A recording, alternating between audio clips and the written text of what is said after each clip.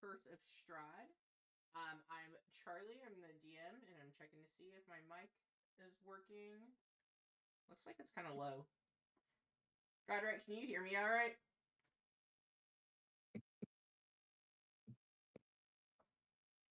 All right, and then let's go ahead. We'll do player introductions. I've been having to use my streaming mic for work, and I think I have it in like a really bad place. All right, Matt, we'll start with you. I'm Matt. I am Castlin in this campaign. Nice to see y'all. Nice. All right, Heather. Hi, I'm Heather. I am playing Harper, the Human Ranger. I feel like you always play Human Ranger. Aaron. Hello everyone, I am Aaron and I'm playing good old boy Theo Bun Cottontail. Nice to meet you. Theo Bun. I don't know. Is he really good? Or secretly evil? We're not gonna address that statement. You can just retract those words from your mouth and never speak of them again. All right. At least for a little while longer. Okay. I'll be quiet for a little while. Would anyone, since we're early on, like to give a recap for some inspiration?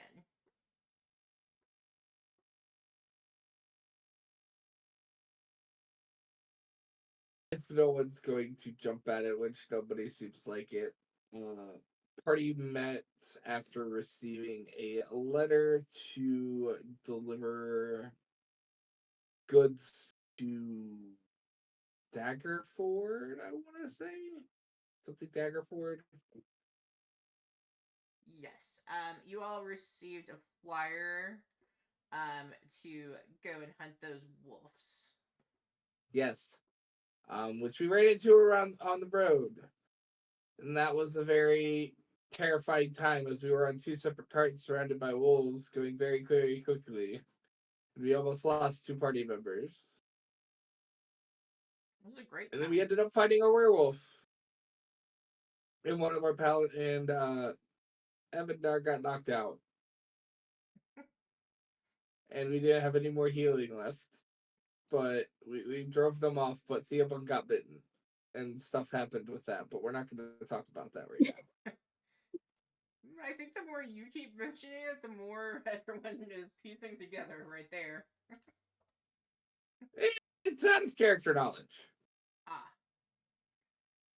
All right. Yes, you can take some inspiration because if anyone's gonna need it, it's Theo Bun. All right, and the group found themselves where we last left off. Oh, I thought it was ready.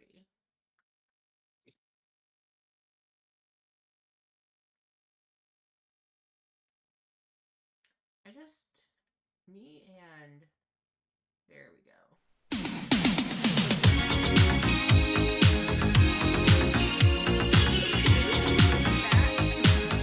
I just had to fill the gap.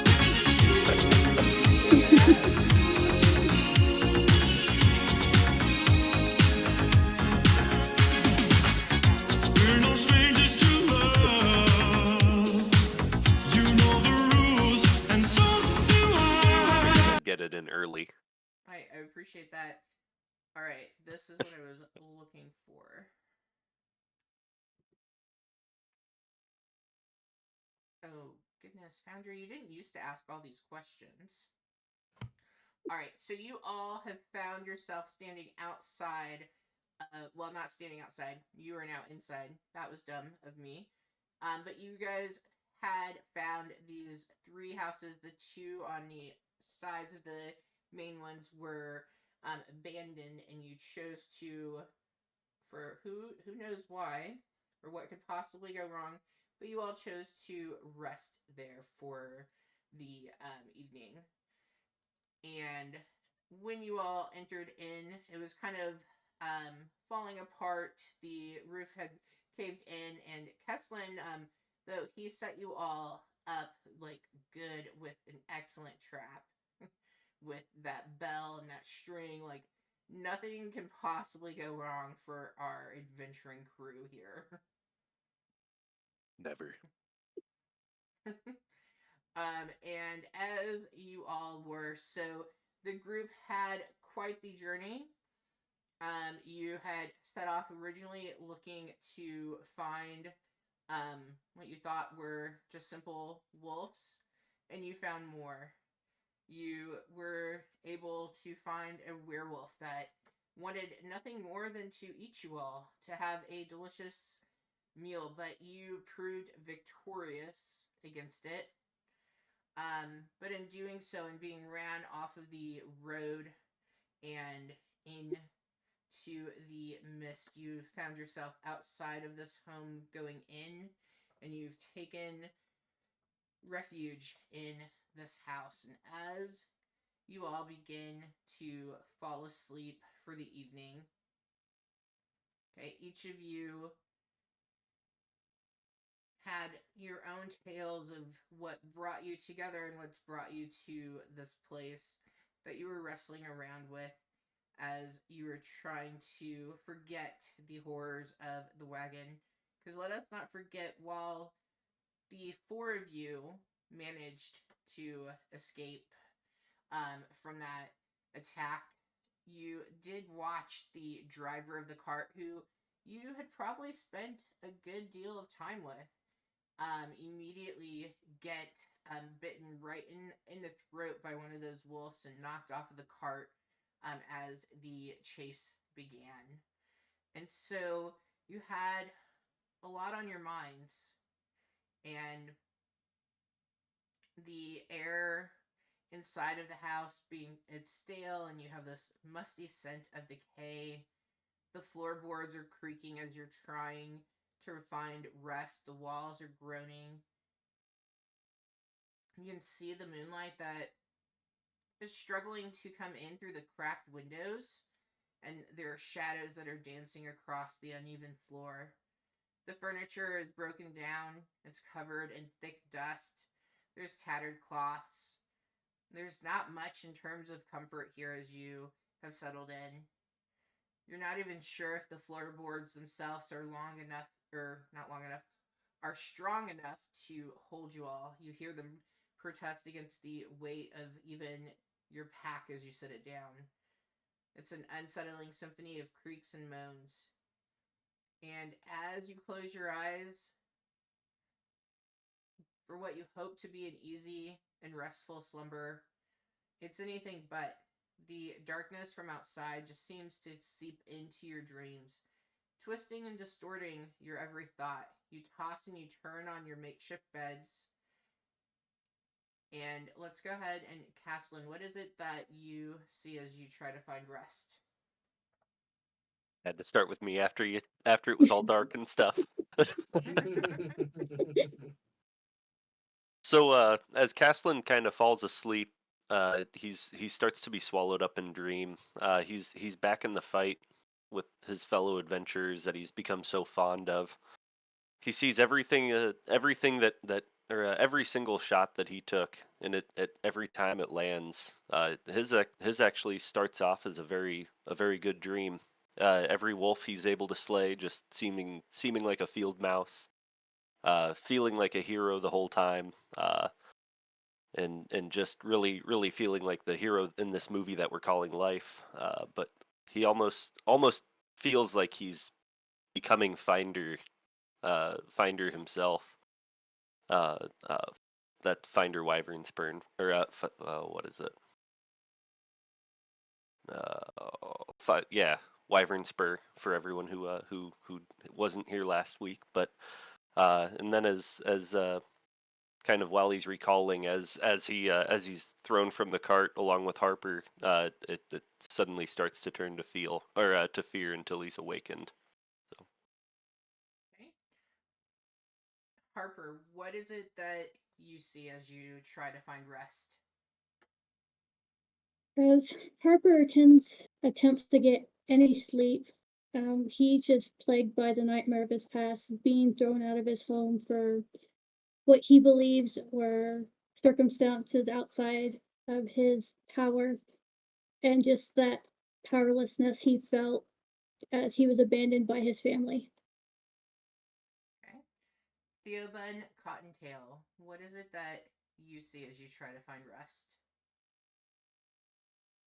So Theobon would awaken to find himself back in his training cot, he calls it. Back at the Order of the Rising Dawn, chimes of the morning bells echo throughout the grounds of the monastery that are outside his window. He exits, makes his way down the great hall for breakfast, but as he pushes the door open, rather than hearing the sounds of all of his fellow acolytes, his teachers, his mentors, chattering away, eating a delicious breakfast, it's just dead silent, and bodies are strewn everywhere. As his eyes take in a scene not too eerily reminiscent of that what was on the road.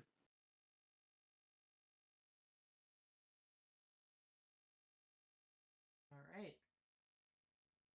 You all continue to have just bits of these dreams kind of dancing in your mind until you do suddenly awaken.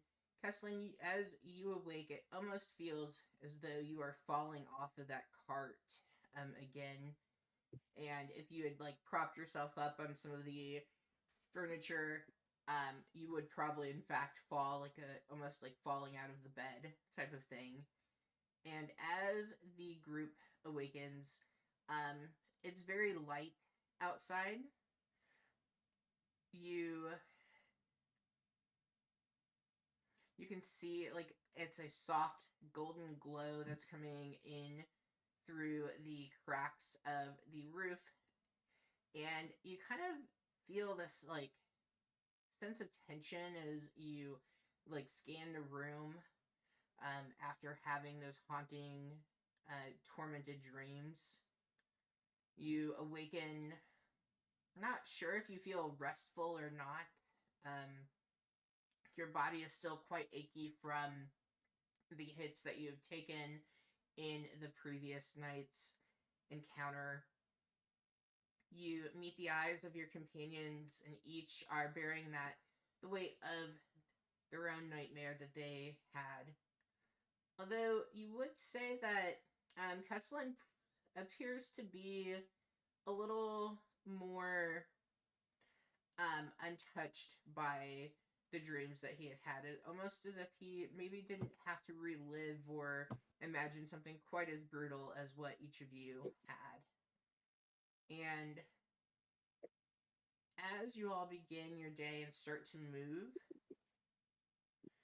optimism is it's hard to be had for you all. It just there's a weight that is kind of clinging to your chest, and almost as the weight that of the fog outside that's clinging around the houses that you all are near. As you're getting ready for morning, is there anything that you all would do or go about doing before setting out for the day?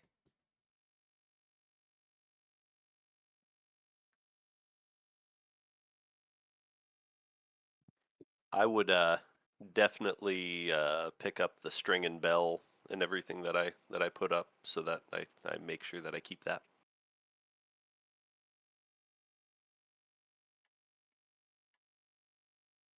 Theobon would go outside under one of the rather spooky and slightly terrifying looking trees.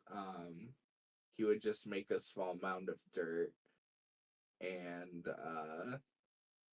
put a rock at the front of it, and then just kind of pray over a little bit as a makeshift hole in the ground for the dead driver, who's probably never actually going to get buried and is probably digested at this point. Fair. Harper's gonna take out that dead mother head he cut off the other day and just take like a good look at it. You mean you didn't take a good look at it when you slyly said that you did that and no one realized? I don't know what you're talking about. Werewolves don't exist. Yeah, werewolves are real. Yeah, just a fairy You tale. you take a look at it, and I mean, it looks very human to you as you were looking at this what you thought was the dead mother's head. I mean, a very like bushy beard on this fella, but otherwise, it appears human. It kind of seems contrary to what you thought. You had been cutting off when you went to take the head. Because I would imagine maybe you like got it like, and you weren't like even paying attention to it before, like as it died, you were also beheading it. No, because I don't think we'd established that it transformed back into a person when I did that. Yeah, I think we were like both saying stuff at the same time when that happened. But yeah, you have been carrying with you a human head, and as you are taking a look at it, you see as the eyes just pop right open. I'm gonna just. You are kicked out of all my campaigns. She I'm laughed definitely when gonna a drop that character head and then. died. I'm sorry. I'm definitely gonna drop the head and just stab it once for good measure and pretend I never saw that. Yeah, Or it would be very... pretend. Go ahead. I was just we're gonna pretend it never existed. So this would be very obvious, I feel, because like you all are kind of like in like the main room of the house. Like there's just enough space for you all three to be there. So like there's no hiding what just happened. So what would the well, Theobald, you had gone outside. Kessling, were you still inside? Would you think? Yeah, probably. Just kind of getting my stuff all around, maybe playing on my hand drum a little bit. So Yeah, you look up and you see as Harper has pulled out from his pack this human skull and sees the eyes pop open and just starts stabbing into it. I I didn't see the eyes pop open from like I'm feeling like I Yeah, don't you think I probably would have didn't been see paying that. that much. Yeah. Did you drop it first and then stab it, or stab it and then drop it? Oh no, I dropped it first. Okay. It's just I would definitely be confused as shit, and I feel like I would definitely ask why do you have a head? It's the damnedest thing. I could have sworn that was the dead mother's head I cut off, but for some reason it wasn't, so let's just not talk about it anymore. All right then. Can can we not stab it anymore? Does it look like it's gonna make any more movements? No, does it? No, it does not look as though. I mean, yeah, like I'm just imagining you just like going the town was stabbing it. So no, it does not look like it's going to be moving. Stab, stab, anytime stab, soon. stab, stab, stab, stab, stab, stab. Exactly. Yeah. Yep, okay, then I put my sword away. Behold, I've dispatched the creature. Perfect. Just a light applause. Theobald, would you, after you finish outside, would you come back inside? Oh yeah. Yeah, you come inside, and as you do, you see as Harper finishes the last stab into the skull, and Kathleen is giving a little applause. Why do I feel like I missed something, and why do I feel like I should be very afraid right now? Hmm. Now, y'all don't need to all speak up at once, but I'd like some kind of answer. I'd really appreciate it because I'm rather confused right now. Well, you remember that really fucked up wolf we fought last night? I mean, I thought they were all pretty fucked up, but I mean, there was the one bigger one. Yeah, so the head was not the head I thought it was, and then it like moved. So I'm just making sure it's not getting back up. You know, there's a part of me that can take that a very, very inappropriate way. We're just gonna let it slide, and I'm not gonna mention it ever again. But what do you mean by it moved? Like, I don't know, like its eyes got all like opened and it made a face at me. The dead head made a face at you. Yes. Are you sure you didn't sneak some good shit in that bag of yours and you decided not to share with us before we left that tavern? I mean, I can double check if you really want me to, but no, I'm gonna say no. I did not take any good shit. Well, now, I think the best thing we can do is to put that their head of whatever it was, put it in the ground, and choose not to speak of this again. Deal. I'm gonna put my hand out, assuming he's gonna shake it. So we're just gonna plant werewolves now, or That's it. It's forget Dungeons and Dragons. It's werewolves and stabs. As you all are discussing this, you suddenly hear almost as shattering as the stabbing that Harper had done. You hear outside the what sounds like distant crying taking place.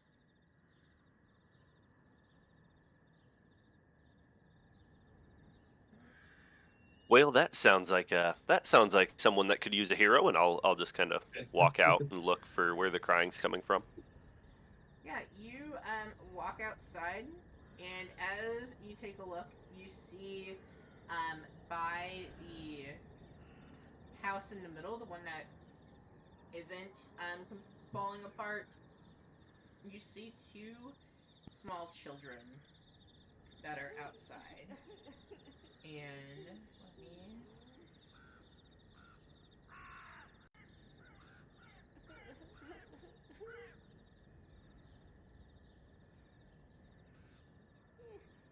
You see a young girl and a young boy. They look to be maybe 9 and 5. And they, while this picture has them looking happy, they are in fact sobbing, quite hysterically. Me and words tonight. They're in quite a fit of hysterics as they are crying and like they just seem completely like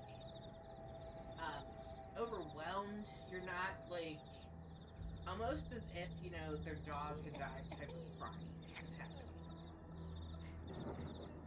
Okay, I'll just kind of like slowly walk up to him and say, uh, do you live here? What seems to be the matter?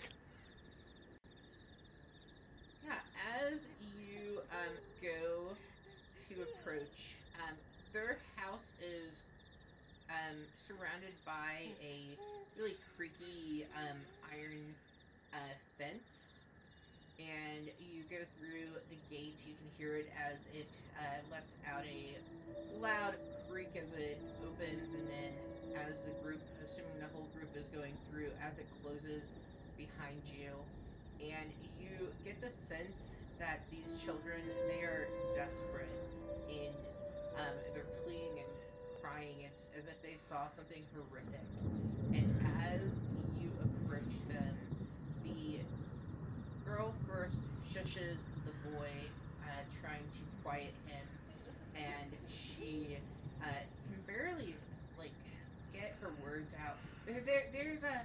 there's a monster in our house, and she points, to the house behind her, and you can see it like the others have seen better days, but it still has its roof intact.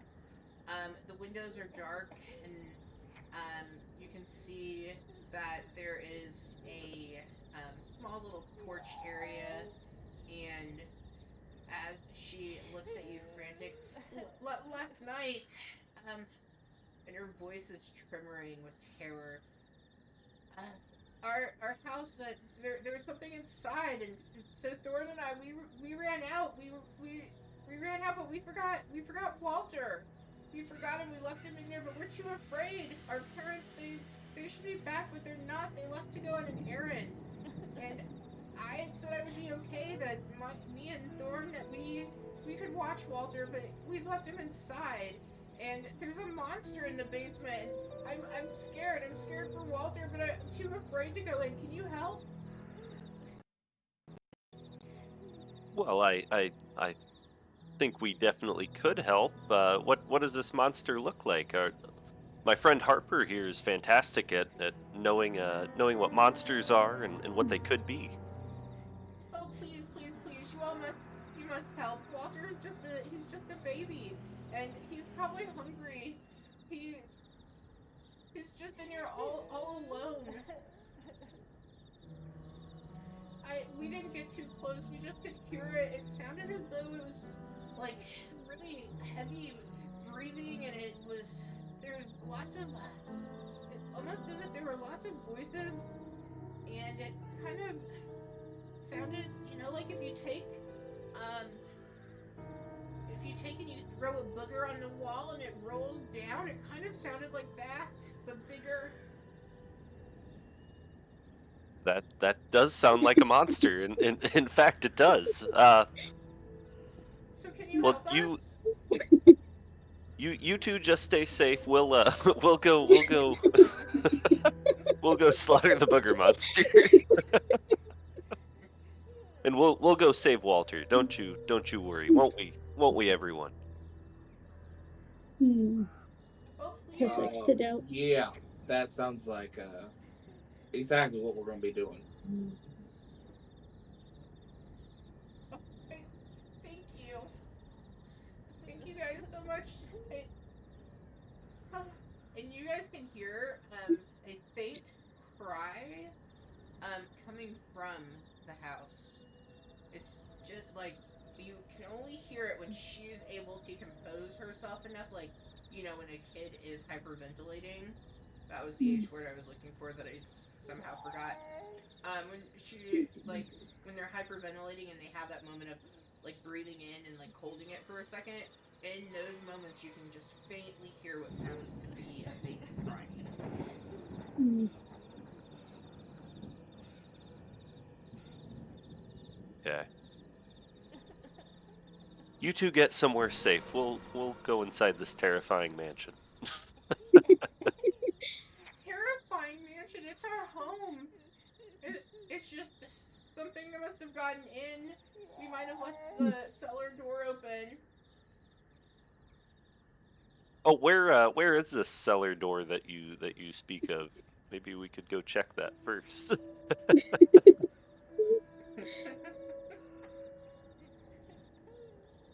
Well, I think it'd be better if you went and got Walter. Can you please go get Walter first? I'm so scared. Yeah, we'll come up with a plan. You two stay safe somewhere. Just stay safe. We don't want to go. We don't want to go in there until you've saved Walter and you've taken care of the monster. Okay, we'll get this all planned out, and we'll get Walter, and everything will work out. So. And then I'll just kind of like huddle. Hero.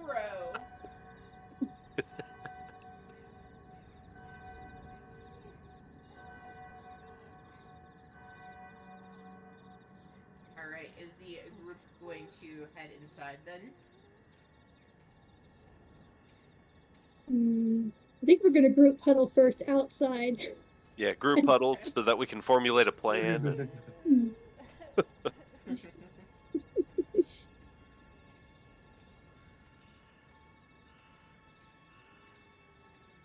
It's like, Alright. oh, Theobun, I've never noticed how soft your fur actually is. Sorry. No.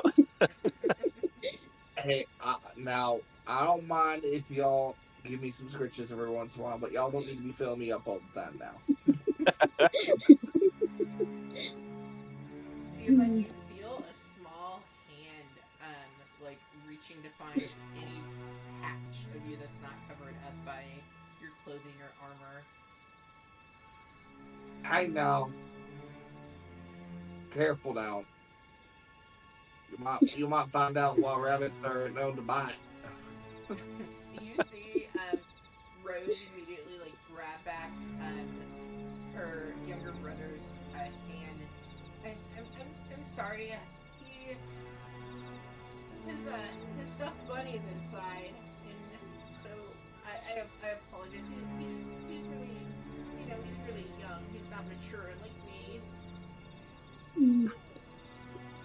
The funny part is the both probably shorter than both of them. Not So- toddler. Definitely shorter than the girl. So Theobald would kind of turn around and he would kind of look at the girl a little bit, look down to the little one, be like, I understand that things can be scary right now, but what I want you to do is I want you to be a big brave boy for me now and hold on to your sister's hand now, all right?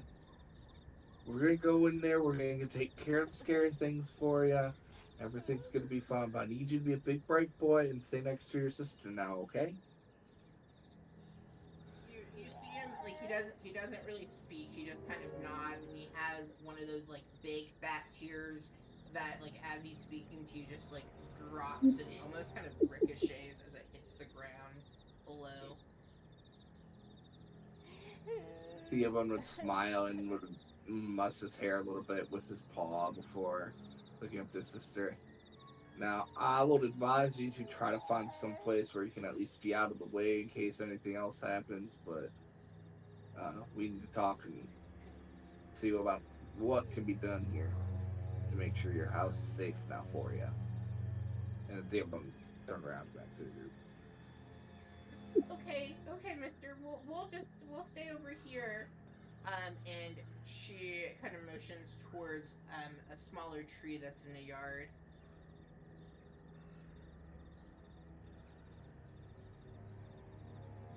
Aslan, upon hearing that he has a stuffed rabbit, is like, damn, they already have action figures of Theobun.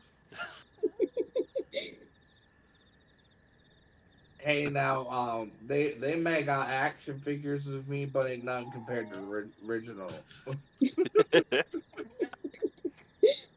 This one's the real Johnny Nautical right here.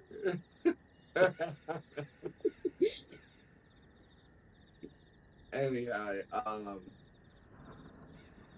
I think if we're gonna be tackling the situation, basically gotta be assuming that we need to make sure we got a way out in case whatever is in there isn't something we can handle.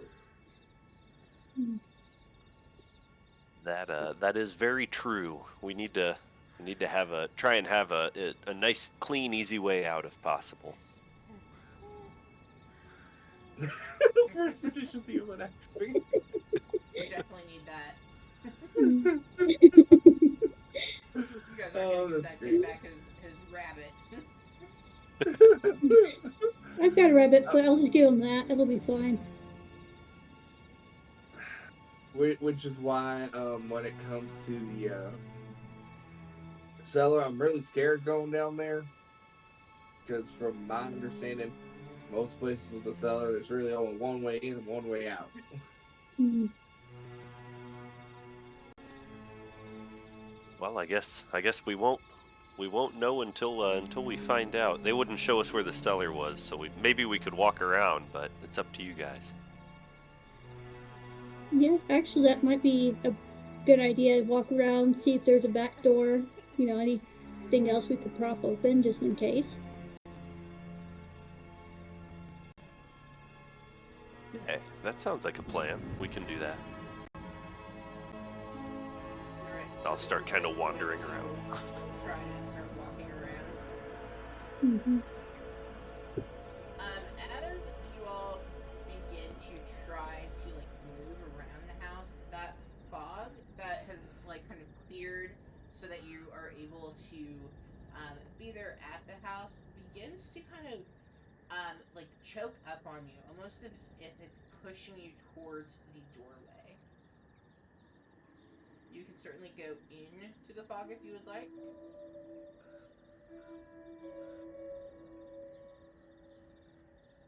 Mm.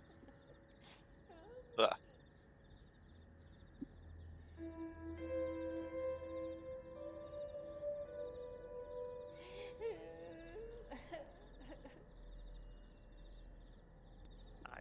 I don't think I want to go into the fog. Yeah, going into the Good fog is there. how we ended here. Oh, now we definitely don't want to be going into the fog.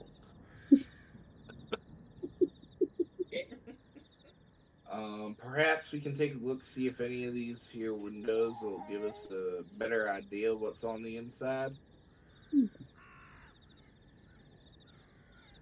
you all approach the windows that are here, and you just really see what looks to be a den full of stuffed wolves and things. It looks very similar to your adventure from the night before. But I mean, Mm. all in all, it nothing really stands or jumps out at you, figuratively or literally, as you are taking a look in. It looks to be in pristine condition. So, for all the intensive purposes, you all looking at, you would assume that the parents really probably hadn't been gone that long because kids make messes and everything that you can see seems to be in order. Now, I It's not know. Home Alone. So, based on what I know in real life about mountain lions, I'm gonna make sure this crying isn't a mountain lion that got into the house real quick. I don't know if mountain lions exist in D&D, if there's a stat block for that, but you never know. Mountain lions do sound like a screaming person or a crying person, so Hmm. that's All right, so are you like looking to see if there's any tracks or anything that would appear mountain lion ish? Yes. Okay, well, roll me a survival. Or, yeah, we'll do survival.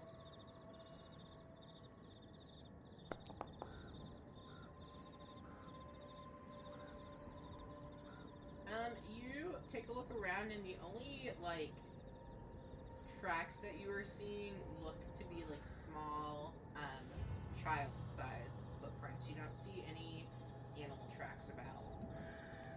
Hmm.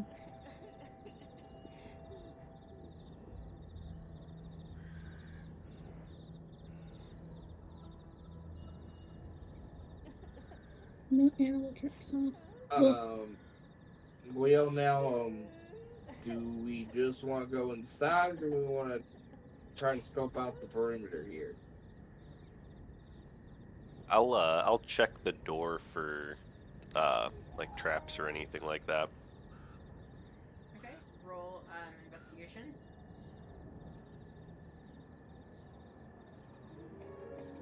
Want to roll in here, not in D&D Beyond.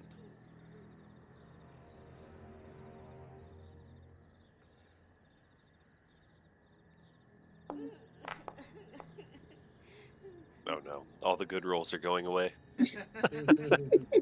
So 21. great. This is what you want as a DM. Everyone to roll high on the "can we open the door" stupid kind of shit. stuff.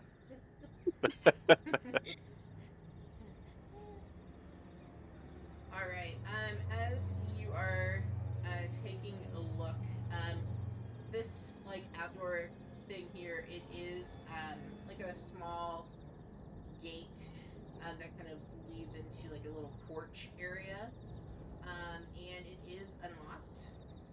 Um, you can see that there are some oil lamps hanging in that area by chains from the ceiling, and outside, past that gate, you can see what looks to be these really tall, like looks like really nice wood oaken doors inside there, but you don't notice anything that would be trapped.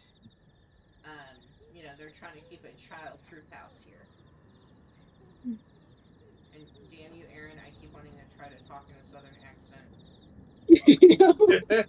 I keep on Hey, now too. we all can't be gifted with such wonderful talents such as mine. If you know how long it took me to get rid of my Texas accent, I don't want it back. It's my evil plan to just slowly corrupt the party into talking in southern accents. It's my real plan. Starting out, I almost talked like Balric, so that was almost really confusing. Yeah, those definitely aren't the same people.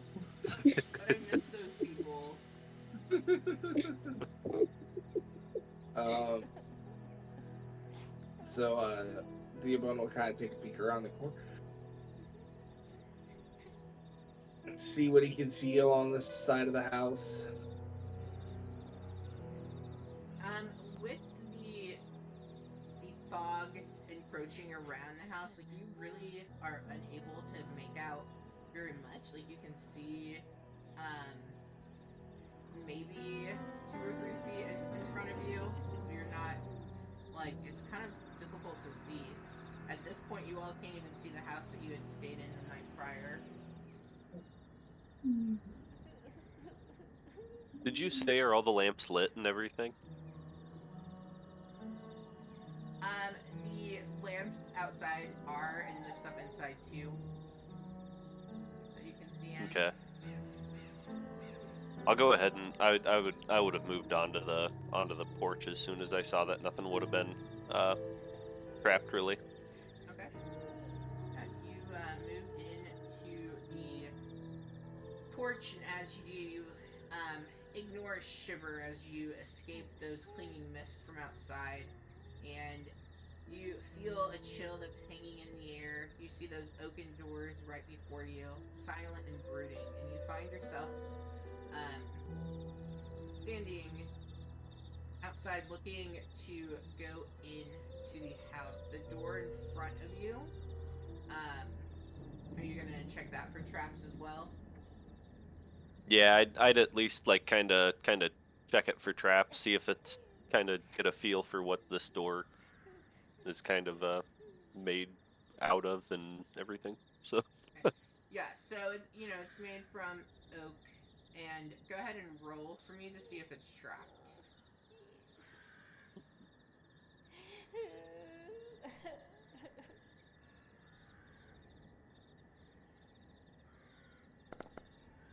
There we go. this one will be the one that's trapped. Nothing stands out for you. Like you look at it and you just immediately reach to go and go ahead and open the door up. Yeah. How do I? Oh, I just pushed the. Nice. Yeah. I like that. That's awesome. Yeah, so you, as you open the door, you find yourself getting ready to enter into what looks to be a pristine foyer area here. And you see that there are portraits that are decorating. There's even like a family crest that is hanging up on the wall. You notice in one of the paintings there's a family of stony-faced aristocrats that seem to watch you with disinterest. And the plaque on the frame reads "The Durst" in dull gold lettering. And on the southern wall, you can see that there is a shield that has the coat of arms on it and a golden windmill on a red field. And you see mahogany framed doors that lead deeper into the manor. Sorry, what did you say the family crest was? It was a windmill on a what? On a red field.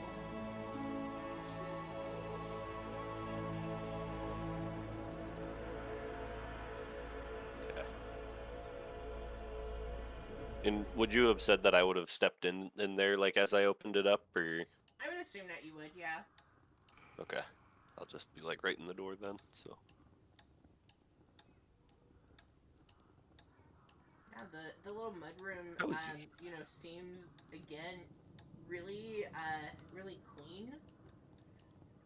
Like you're surprised that adults aren't home with like how in order everything seems.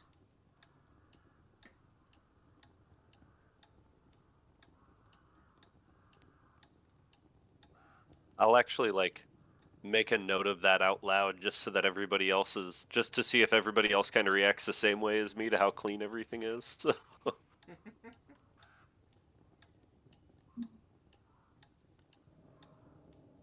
I mean, I don't have a ton of experience with homes such as this. I mean, I spent most of my life in well, basically a den and then a monastery. So my standards of a wide breadth of outcomes they could exist in.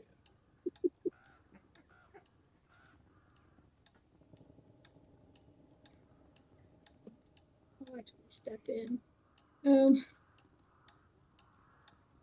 I mean, maybe there's a nanny here and no one told us. Maybe that. Should we go ask the kids if there's a nanny? I don't think that's a pressing point we need to address right now. Well, I mean, yeah. What if she's like their booger monster and they're playing and no one told us? Theobald, have you stepped into the room yet? No. Oh, No, you're just hanging out on the porch. Well, I mean, technically, by her D&D rules, I could slip through them because I'm technically a small-sized creature, but I was trying to be polite. I'm just checking. I'm making sure the DM knows where everybody is at all times. Everyone arms in for the ride. Actually, we're both small, so we could probably both fit in one spot.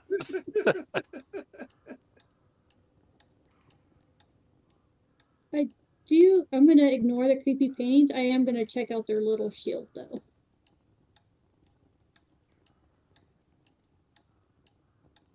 Okay, are you looking for anything in particular, or are you just checking it out to admire? I guess a little bit of both. The one to see if I would know the crest, and then just if it looks cool, yeah, I'm gonna admire it.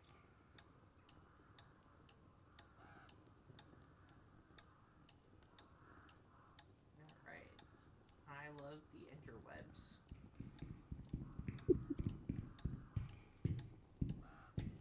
Yeah, so you approach to admire and you see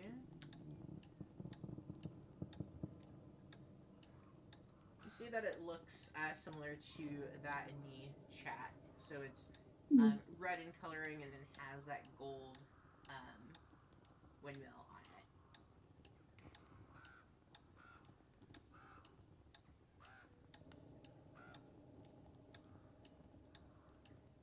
it. that that seems a bit odd.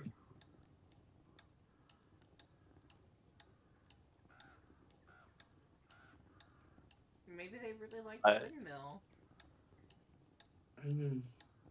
I guess there are worse things you could put on a shield. True, but I You mean, can put just your from face on my it. own limited experience, generally, when shields are hung like that, generally it's like a family's coat of arms or a family emblem, which I guess can work as a lighthouse. I mean, it's a bit odd, but I mean, to each their own.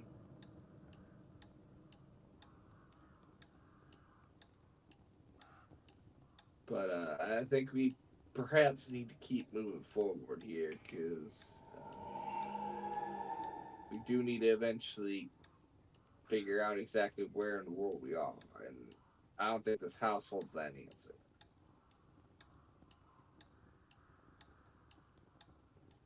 And we should really find this baby that that they were so worried about. Probably hasn't eaten for a while, so Should go find Oh, this yeah, yep. baby. Oh yeah, I I guess. will take a little bit of a gander at the portraits too, though, just to see if like I recognize any of the faces or anything like that. Especially if we accidentally stabbed out like the eyes of it like here a second ago. Yeah, you take a look. Staring. Roll me a history check.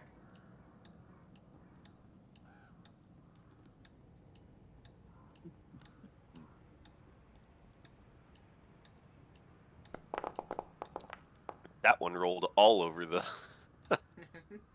As you like are taking a look at the pictures in here, the one that has the name the Durst on it, underneath you, as you're like taking a look at that, you notice the year on that. It's kind of slightly faded, if you will, but it looks to be that it's in the year 700 and something. Good DM in here. We're just gonna go with it's in the 700s, which would strike you as a bit odd for um like how well kept the house looks. Like, and being in the front room, you would assume that this picture would depict the people living in the house, and it seems as though this picture, by all accounts for you, would be well over 700 years old. I'll say this picture is remarkably well taken care of. I don't know if this is who currently lives here or what's going on, but this is fantastic. My guess probably an ancestor of some sort.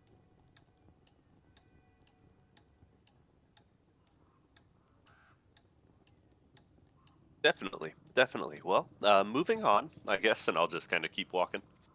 Yeah, so you approach these beautiful, like, kind of embezzled, not embezzled, me and words tonight, engraved doors. They are made of like the same, like, really fine oak wood, but these ones have engravings on them. And as you open up those doors, you see, and it just kind of takes your breath away as you move in to the main hall. You see that as you get out of the gloom of the mist that were, outside and kind of even encroaching in on the foyer, there that the main hall just seems to glitter. And the wood paneled walls, they have different carvings into them. The scenes that look to be frolicking nymphs and satyrs. On one end of the hall, you see the sweeping red marble staircase that climbs. It looks to be like you couldn't even imagine how high it climbs, and it almost seems as though, like, the stairs, the way that they fill the place in like comparison to looking from it from outside, is kind of like a paradox in itself. Like, it seems as though it shouldn't be able to climb that high to you. Um, and then you see that there's a black marble fireplace. It's currently cold and unlit here. And mounted above, you see a longsword and a windmill um, worked into the hilt of that long sword.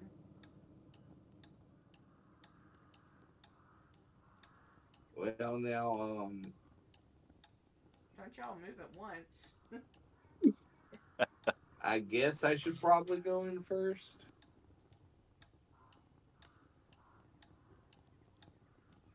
So Theobald will reach out with his shield and slowly push the doors open. Make a light little jab at his ribs. Well, hop to it. I'll be hopping. I'll be hopping up your ass if you will keep doing that. And you have to make a redneck rabbit. because it's fun. Let me have my Are fun, you being okay? like Elmer, Bud, and Bugs Bunny rolled into one? Is that what's happening? Did it just take me this long? Almost thought Foghorn Leghorn. I mean, I was going for Foghorn, but if you want to go for Elmer Fuck Bugs Bunny, you are more than welcome to do so. Heather, you are giggles. Sorry. It was a long day at work. It's all good. Well, I'm glad I bring so much laughter to you all in my D&D sessions. As you all move in to the main hall, just gonna have to start dropping you all places. As you move in, you suddenly hear as it sounds as though music is just floating down the stairs, and it starts and it stops. It sounds as though sections of the music are being repeated, and it's very clear whoever is playing the instrument is clearly a novice. They're just not able to really carry that melody out that they're trying to play.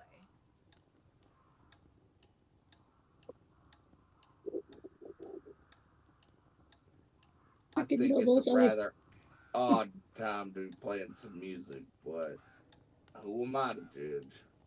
Especially if there's a booger monster somewhere in here. Oh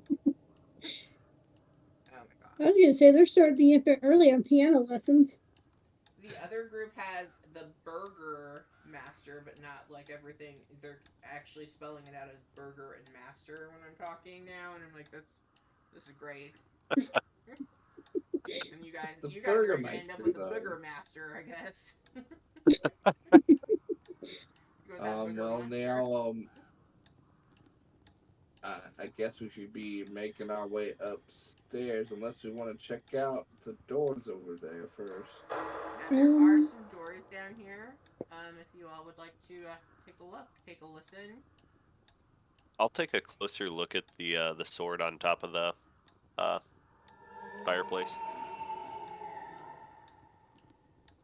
Yeah, you reach for that sword on top, and as are you taking it down or looking? I guess I shouldn't assume that you're reaching and grabbing. I'd probably, well, I guess I'd probably like kind of start out by looking, but then like reach up to kind of grab it and like take it down to see if it's like balanced and everything.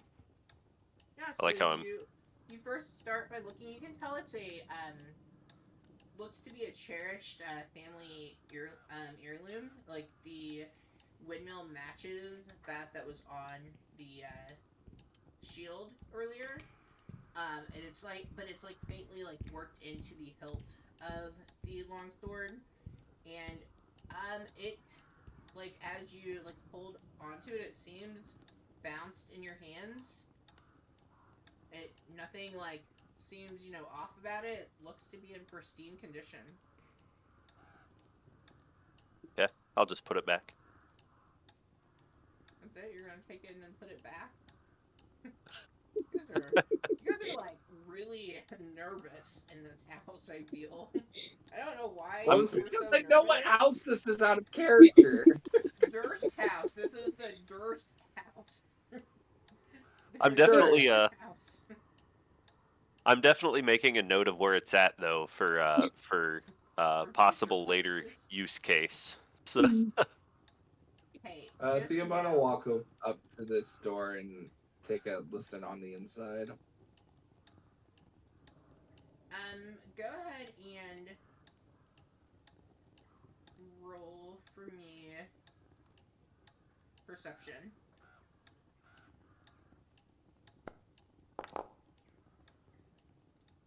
As you approach that door and you take a listen, you don't hear anything coming from the other side, but you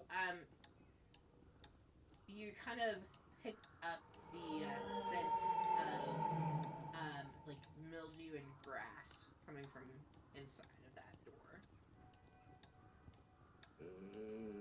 I really am not a fan of that smell.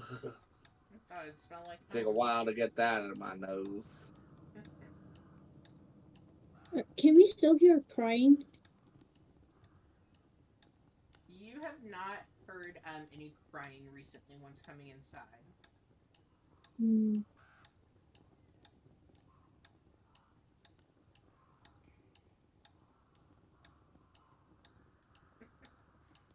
You guys.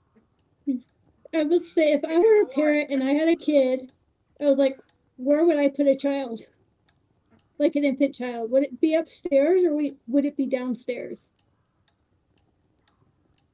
I mean, out of character, if you're leaving a kid home with your kids, you probably wouldn't want, like, if they were good, you probably would want to keep them on the floor where they could do everything they need to do.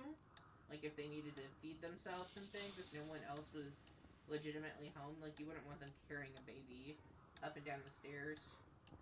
Hmm. That would be my take, right? Like, so I would put them all on the main level so no one has to go up and down the stairs. But I'm not a parent, With the so... with the sword, you might have said this, but I don't know for sure. Does it seem like it's made of silver or like iron or steel? It, for, like, as you're looking, it just seems like an ordinary, but, like, really fine, longsword. It doesn't seem as though it's been dipped in silver or anything like that. They didn't believe in werewolves either, Harper. Hmm. Well, now, we got a couple more doors to check, and then we go upstairs, I think.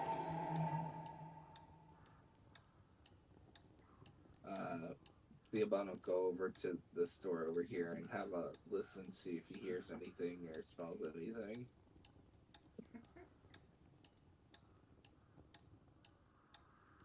Alright, are you listening at this one or the one further back, or both? The closer one. Okay. Alright. As you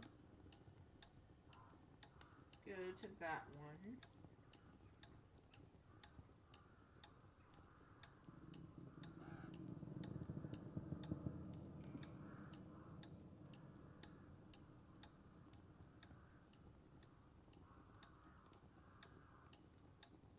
okay, roll perception for me.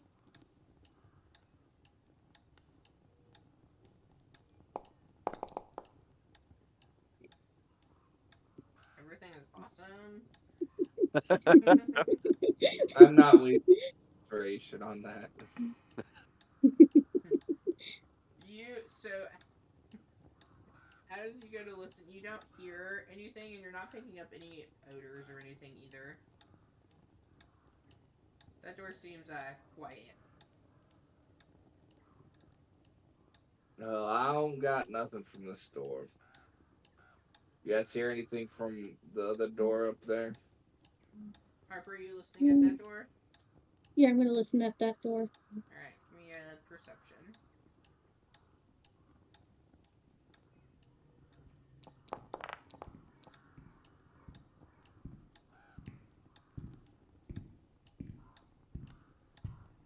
As you as you listen at that door, you hear the sound of clinking glass. You can hear laughter. Muffled conversation seems to be kind of creeping out from underneath the door there.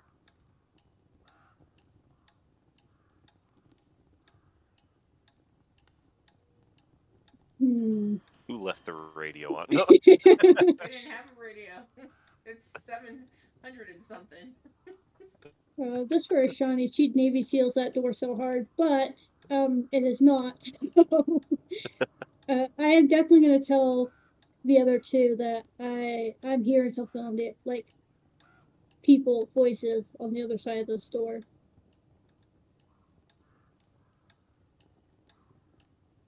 Well, that definitely, if there's people in there, I think we should definitely let them know that their children are wandering around out near the fog. Should I knock first, or should I? I'll knock first. I'm gonna knock on the door. All right, you knock on the door.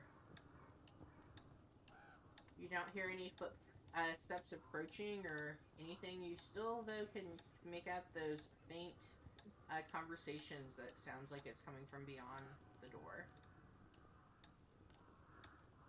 God, it's like those parties my parents used to throw.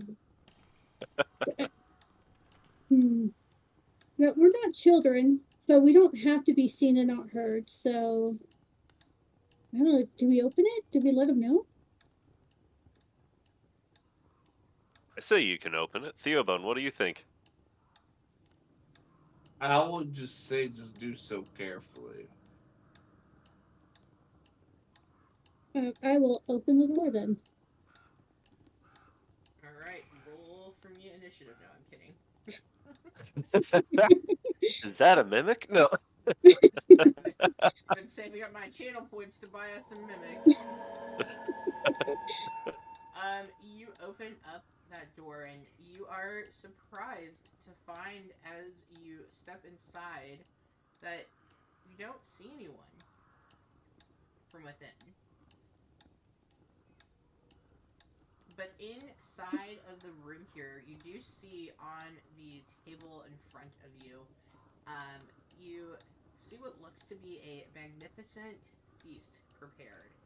And you see just anything that you can imagine. It's basically looks like the equivalent of what I would assume some of your Thanksgiving dinner tables look like.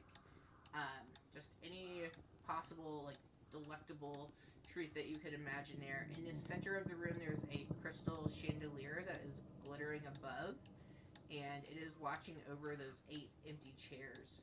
The chairs are high-backed with a cushioned velvet, and the velvet matches the silken drapes that are covering the windows. Like the main hall, these walls are ornately carved with elegant images of deer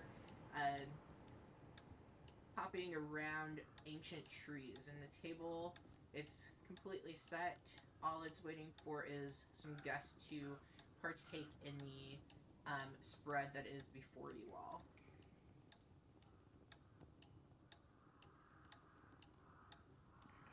You see turkey legs and mashed potatoes. There's a gravy tray that's on there. Salad. I I don't would like like- this, y'all. I would like to check under the table for a child, just in case. This is like the most uncomfortable D&D session I think. Like, take me back to Friday session. I'd rather deal with the sex stuff than you all just. Yep, we see this. Let's go back. All right, you're taking a look under the table for a child. Yeah, just in case. I mean, that's easy enough to do. You take a look underneath and you see oh gosh. What do you see? Oh my goodness. Why am I basing on what I want to do here? You see a child under the table. No. Oh, I can't add is my problem. You see 32 legs underneath that table. All those chair legs. Did I get my math right? That was Yes. hard. Yeah. That was really hard. Mm. But you do not see any children legs. When you play like that, I kind of want to see children play. But man, that aroma of that food that it's there in front of you. Y'all probably didn't really get to eat last night after all the events that happened. You probably All right, didn't I'll have bite. rations with you. You don't have to buy it. I actually do kind of want some of that food, though. It sounds good. But Just in one. real life, I had a bowl of Just cereal. one leg couldn't hurt. What could one Well, leg do? well, first I want to check that the food isn't like old, and it's not spoiled. That's Because- not lich or dead. Yeah.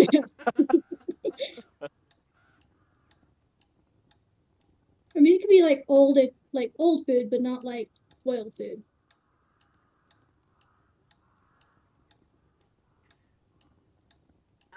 Yeah, roll investigation for me. Um,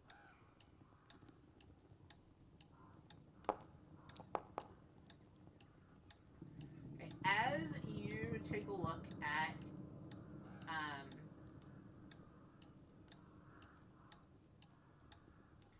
as you take a look at the food that is there in front of the group, there isn't anything like you pick up a turkey leg and like inspect it.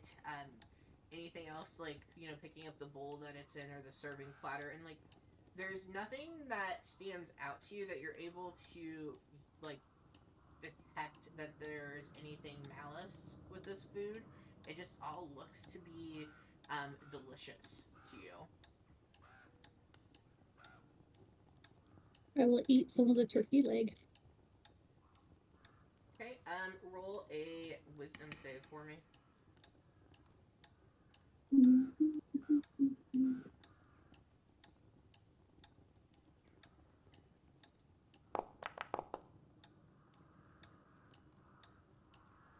Yeah, you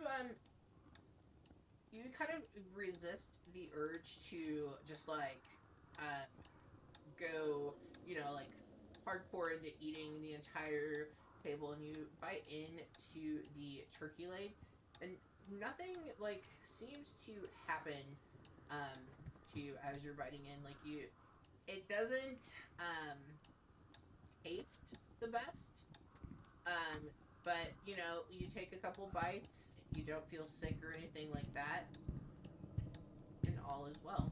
Anyone else who would like to eat from the table? Yeah, sure. I'll grab a slice off a turkey breast or something, and Okay. Roll a wisdom save for me. come on, roll high. No Balric rolls. I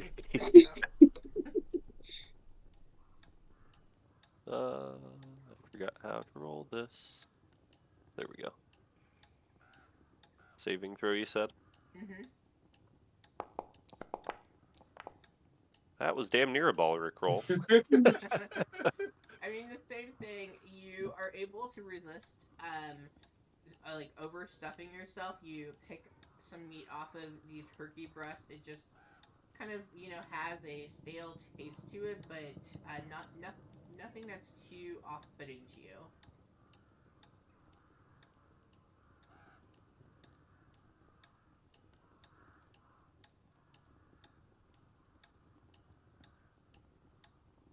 Who just Theobald. leaves out stale food?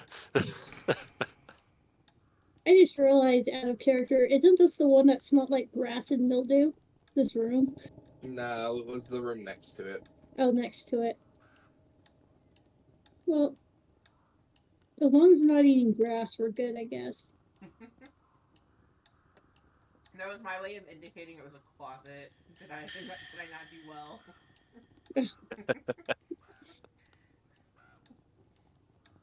Theobald, you're not gonna grab onto those carrots that are on that table? It's okay. You're You all know good. what's gonna happen if I take a bite of this? Oh, I know. It's Peer not gonna be pressure. great for any of us. No. You're But gonna be the Theobald one. would because everyone else would. And I'm sorry. You can resist if you want. You say Harper cast peer pressure. All right. Anything else in the room that you would like to do?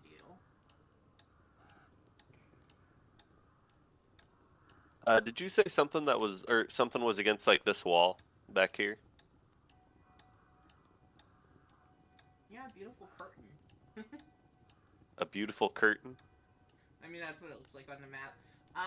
No, so it's similar to the main hall. The walls have carvings etched into them. Okay.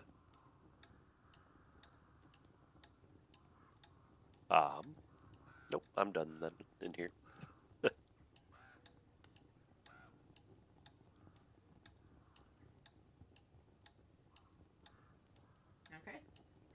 leaving the dining room.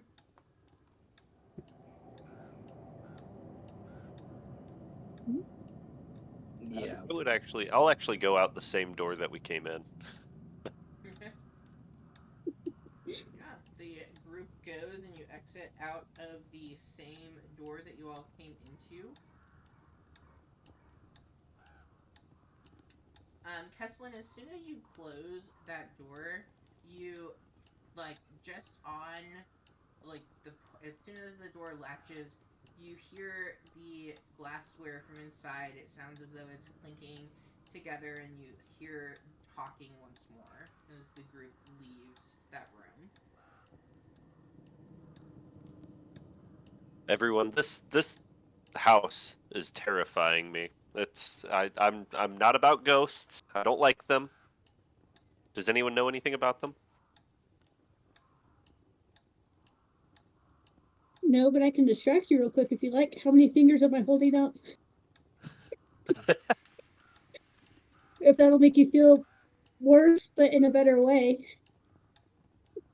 4. It does make me feel better. Thank you. Okay. I mean, if I had my way with it, we would just find a way to just burn this place down. This place give me the heebie-jeebies. And the children. And shooting on that chandelier seemed like something I really wanted to do. Okay. So we got this door over here, and we got the upstairs. Which one we want to do? There's one down here too, and I'll walk up to this door and listen to it. Does it tell me the secrets of this house? Does it? Perception for me. Oh shoot, where is my... Wait, what is my double perception for? Okay, that's just double proficiency. Never mind, that doesn't matter. Wait, Oh, I'm confused. did it roll with advantage? I don't... It Did it? doesn't say it did. Yeah. Yeah. Are you rolling through Foundry too? Yeah, that's through Foundry. Let me see Interesting. if there's something Oh, that well, when gives I me do it, it double just did one. proficiency. Oh.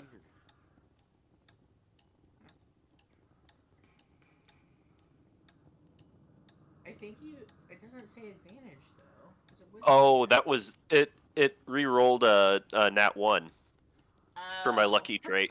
Oh, okay. That That is going makes to have me sense. stumped. That makes sense. Okay. It's like I have no idea what just happened. Thank the Lord I have that trait. Good job. Yeah, as you are listening at this room, you don't hear anything coming from the other side of the room.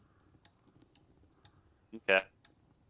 I'll just kind of look back at everyone and I'll just like crack open the door quick and see what it looks like inside. Yeah, you open up that door, and this would have been the den that you all were able to see from outside.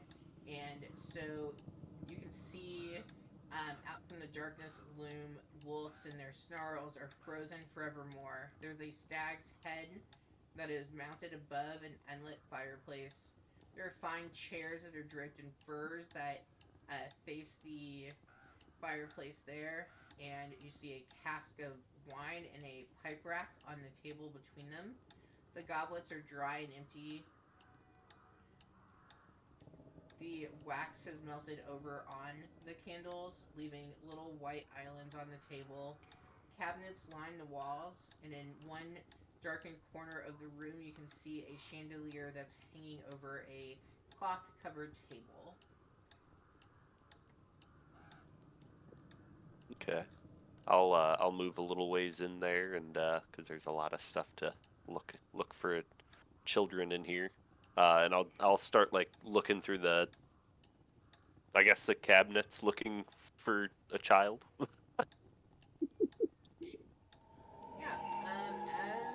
go ahead and roll investigation for me.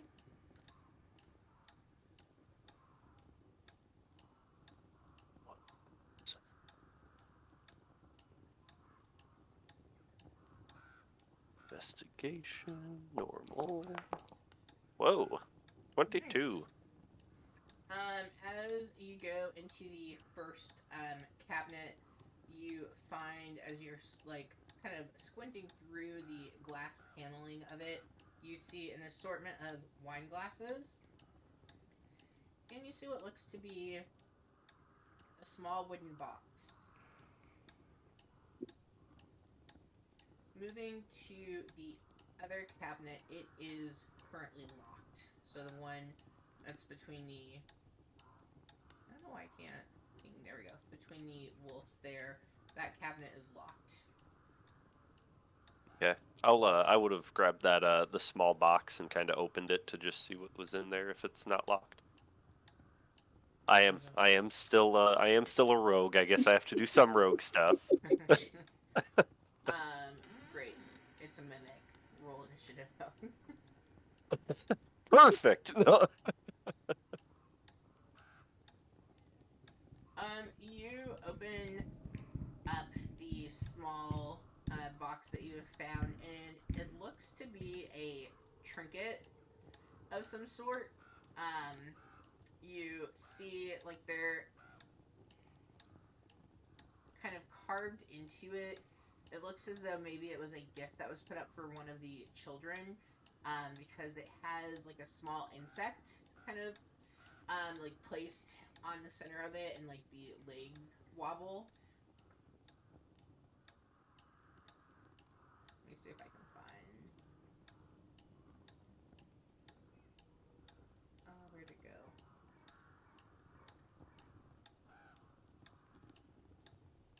It looks like this, but without the, like, I love you stuff carved in. I was about to say, it reminds me of love bugs. I didn't know those had words. But yep, that is what you notice inside of the small wooden box that you pulled out. Okay.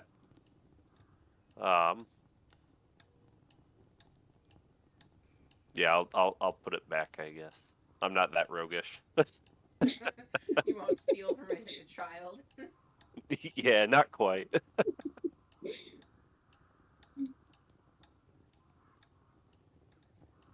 The other cabinet, it is locked, but it has the glass panel, so you are able to see, looking behind it, what looks to be 3 crossbows. One looks to be made out of heavy oak, very similar to the doors that you've seen. Another one looks as though it's a bit lighter. And then there's a smaller one that looks like it would fit in a single hand. And you can also see, kind of shoved to the back, that there are cases that you would presume have bolts in for those crossbows. Okay. Let me... I gotta check something. Everyone else can go if they want to real quick.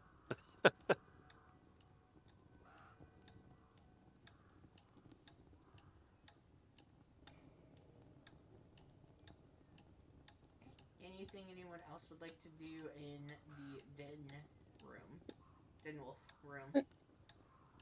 I would like to check out the wine barrel.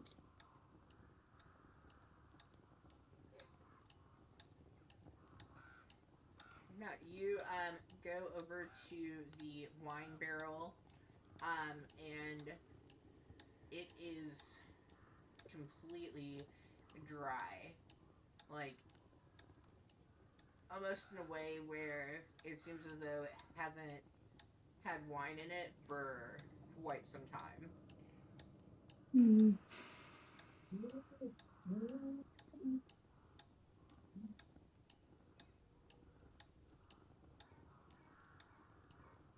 Well, now, you got anything special in here we need to worry about?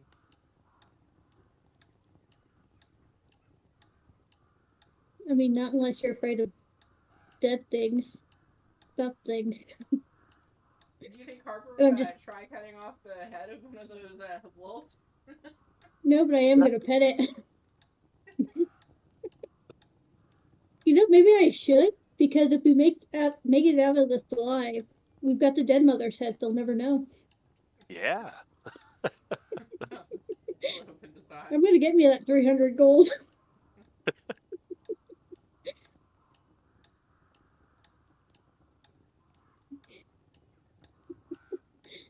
And I think the one thing, as you all are kind of roaming through the first floor here, is this house seems as though it's like a relic, kind of preserved from old times. Like it feels, even though it's very eloquent to you, it feels very dated as well.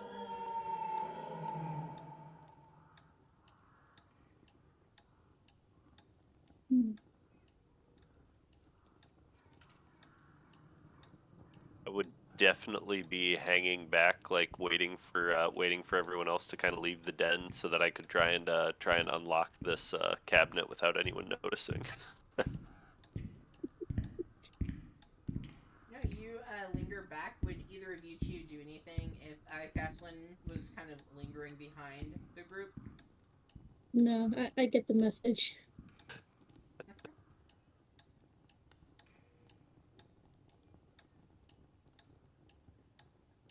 Alright, and you're ready to lockpick there for me? Yeah. I can never remember. Oh, does this actually tell you what to roll for thieves' tools?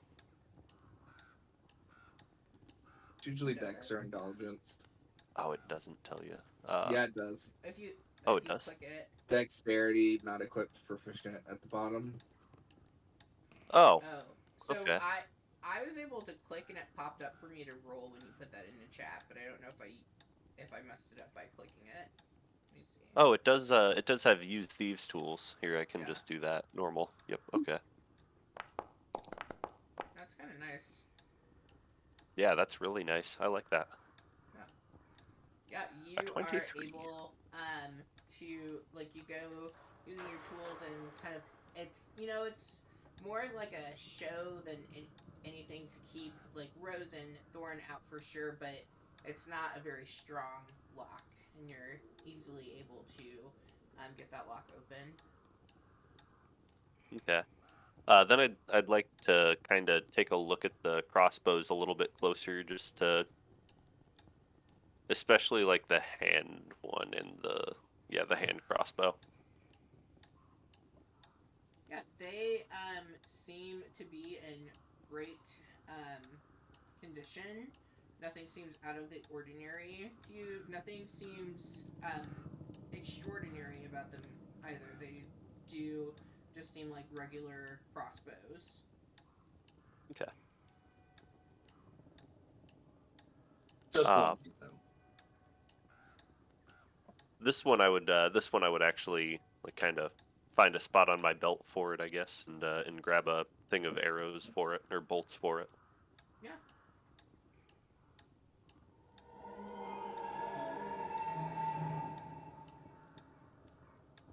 And right after that, Kenku made a really scary noise, and I did not like it. Whatever are you talking about? Scary noises.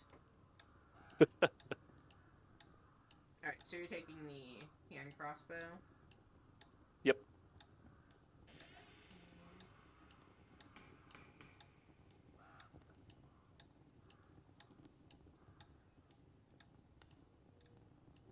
What do you mean that you're not close enough to pick that up? I dropped it.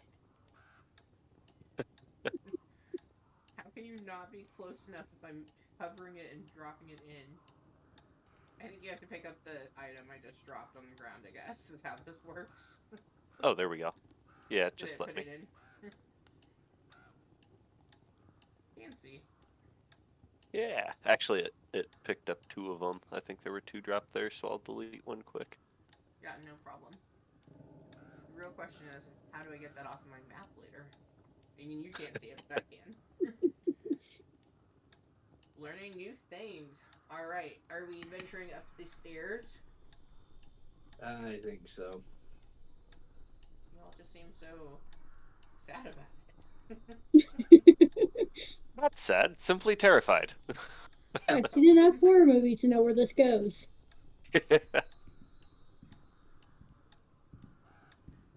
as the group begins to move, and I've learned, like, in my games, I can't put tiles that teleport you all places because Heather will break Foundry.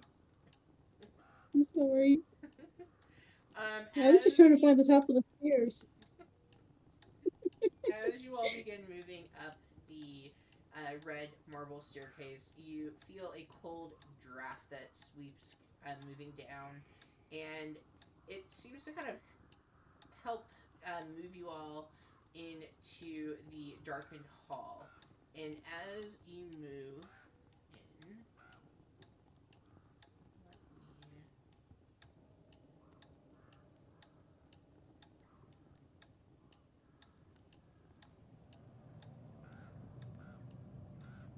Ding, loading, loading. The best part of Foundry when it loads.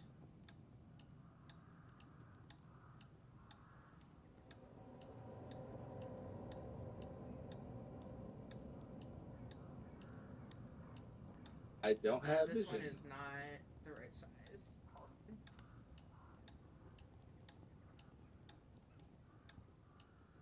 I might reload you all. For whatever reason, this like loaded the map in and like made it a crazy size.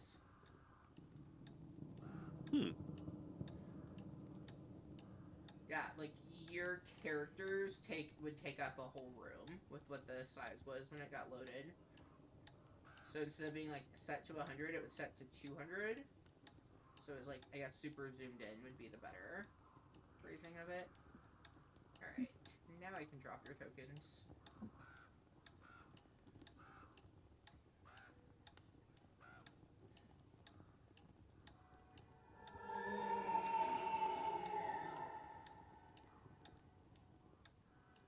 Okay, we've moved on to a new floor with scary noises.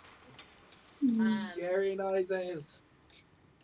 You move into this darkened hall, and you see that there, above the mantelpiece, is another portrait of the Durst family.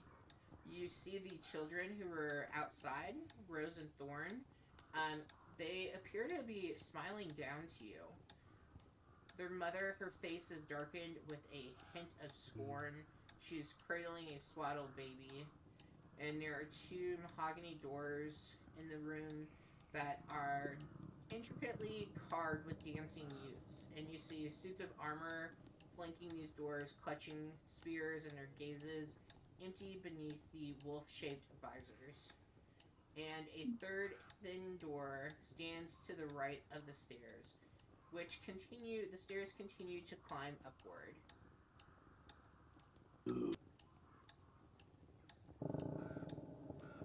Well, now, we got this door over here, and we got two other doors. Which door do we want to do first? I just spoke with. I can't do it. Theobug's got to go.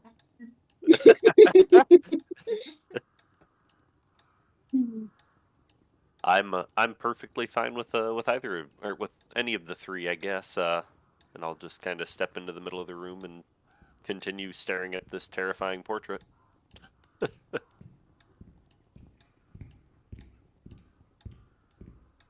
Well, they say if you're in a maze, you always stick to the left, right? So why not do the left door?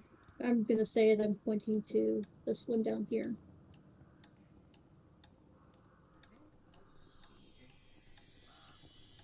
Let's move to our second floor music.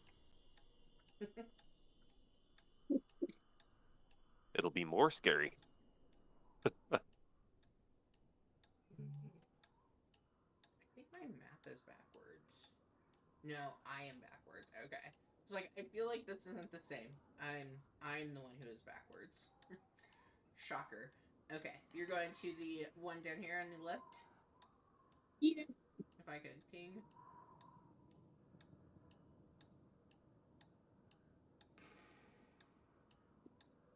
Alright. Are you checking traps, listening, just opening?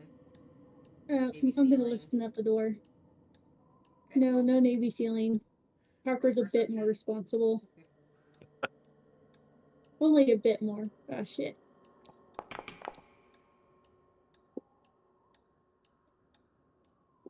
You so as you go to listen, you just kind of get a cold chill that distracts you from listening at the door, and you don't pick up on anything coming from the other side. Well, I got a bad feeling about that door, so Do you with that nat one? You got a bad feeling about this? you said a chill went down my. Well, I mean, Or I like you're felt a cold. chill. I meant like a chill, like you're cold. I did say the stairwell, like you all felt a chill and you all kept going. Are you opening the door? Mm, against my better judgment, yes. Okay. All right. As you open the door, you see a piano that's looming out from the dark, and you see it's facing a nearby standing harp. There is a brass plated chandelier that's casting a dull sheen into the room, as though it's half-heartedly trying to warn you away from this place. And the fireplace there is cold as you all approach in. God, these people love chandeliers. You really do. Every floor apparently has like 16 of them. Um, it is decorated by alabaster figures of dancers neatly placed on the mantelpiece. You see velvet upholstered chairs that are lining the walls for those that would be serenaded with what would be, no doubt, beautiful music here. It feels lonely. There's a chill that hangs in the air as you enter the room.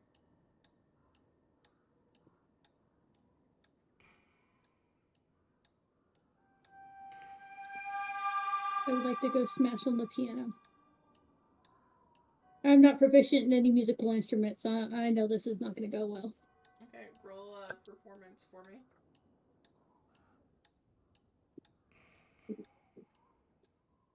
I mean, it's gotta go better than that perception that you did. As you sit down to smash on the piano, you suddenly recall all of the music lessons of your youth, and you begin playing Song of Elizabeth, um, like just almost out of like rote memorization. You just begin to you do. The conservatory fills with ghosts that are dancing around the room to the tune of the melody. The ghosts don't take any notice of you, but you do see two who seem to be like staring at the group. I instantly just nope, and I just walk out. As soon as you step back, the go ahead and Harper make a dexterity saving throw for me. Okay.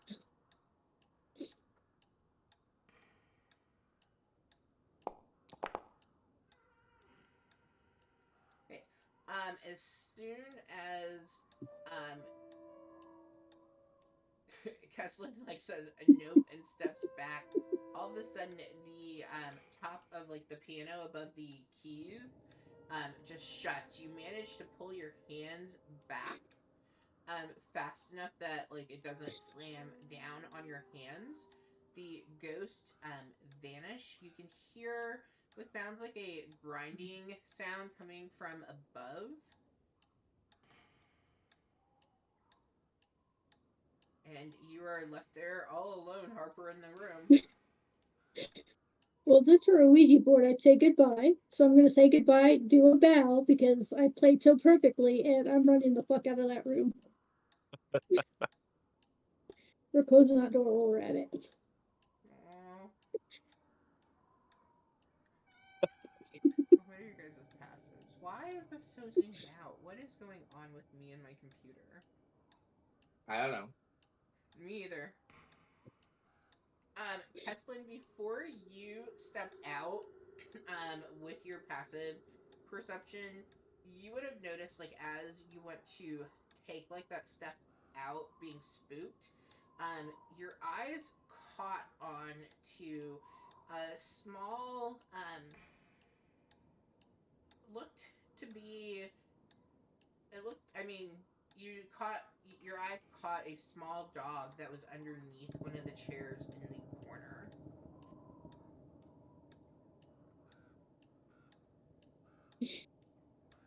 Okay. I'll shit. Against my better judgment. Probably go check the other door. Yep. Arf, arf. Against my better judgment, I'll leave the dog for right now. I might go back after it. I do know how these people like their stuffed animals, so. Oh, it appeared to be living. Like it Oh. wasn't a stuffed animal. It was alive. It was kind of hiding underneath the chair, trying to be unnoticed. It seems as though it had gotten stuck in the room. The door must have been opened at some point, and it got stuck inside. Shit. Okay, I'm going in after this dog. Yeah,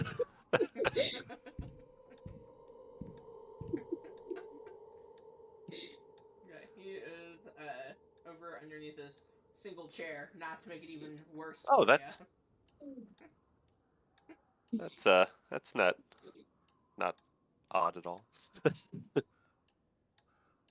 Okay, I'm gonna try and grab this dog, and at least I'll try and like calm him and soothe him first, and then grab him so that he hopefully doesn't like bite me.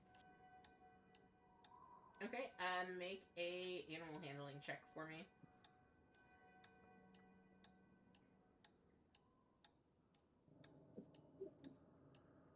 Animal. A 12.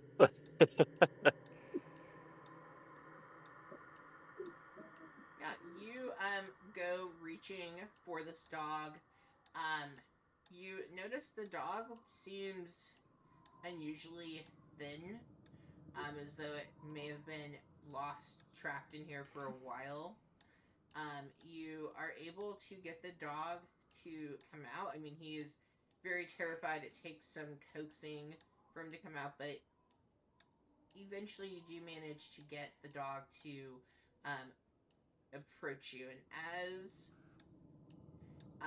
you get the dog, you see he has a collar on, and he does have tags that are dangling from the collar. I will try and read the tags. I hope it says Walter. It does not. You read the tags, and it says Lancelot on it.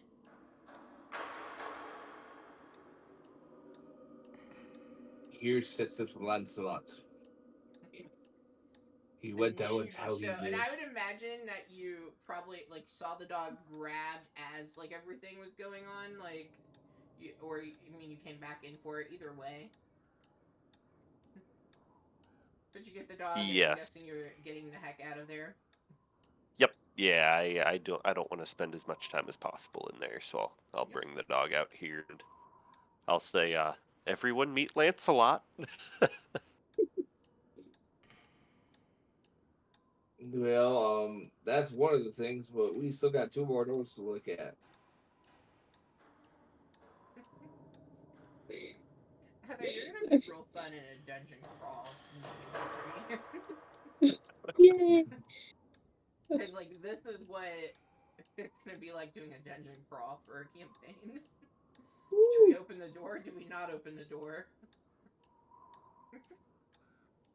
Alright, listening, investigating for traps, just busting it open? Yeah.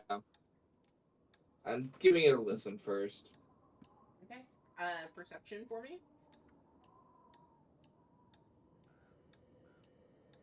I'll also set the dog down and start petting it. So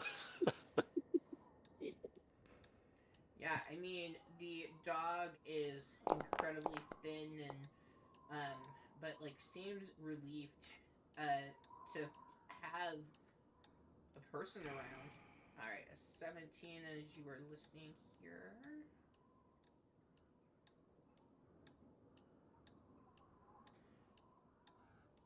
As you listen at this door, you don't hear anything coming from the other side, but you do hear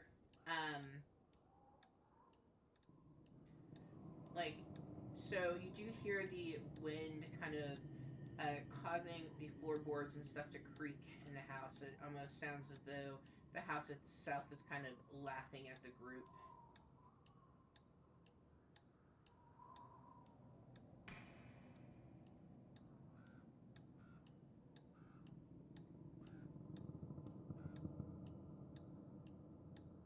Mhm. All right, are we moving inward? I mean, I didn't after hear what I heard. Oh, did you not hear me? No, your mic cut out for me. Oh, sorry.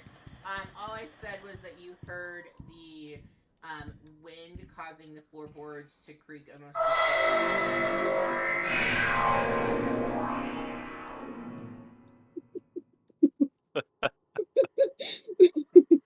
Jeez. I know it's loud if I can hear it. Yeah, that was really loud.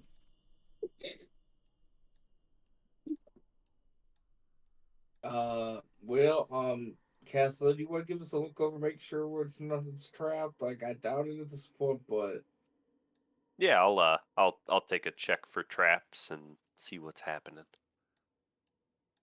Okay, roll an investigation for me. Investigation. That's not great. 11. Yeah, you take a look over the door, and it just seems like an ordinary door, just like the rest that you all have been encountering so far. I said, or I'll. Seems like it's ordinary. I think we should be okay to open it, and then I'll just be the one to just push it open. So Okay.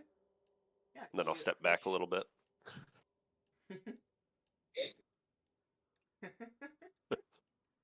Sorry about that jump scare there in the chat. Hmm. You push open the door and you see in front of you a great place of great study. There seems to be a wealth of knowledge that is sitting on these floor to ceiling bookshelves. There are weighty tomes of untold worth, novels, treaties, encyclopedias, poetry, histories. So vast is this library that there is a rolling ladder that is necessary to be able to reach the high shelves.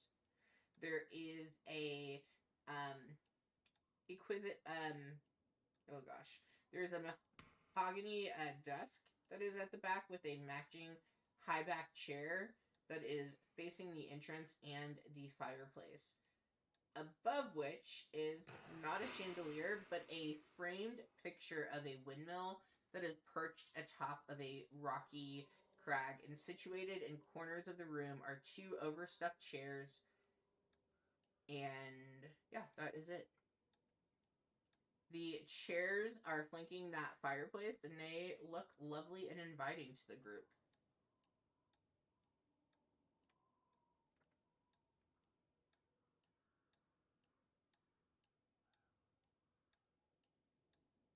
Well, now we gonna go inside, or are we just gonna leave it as it is?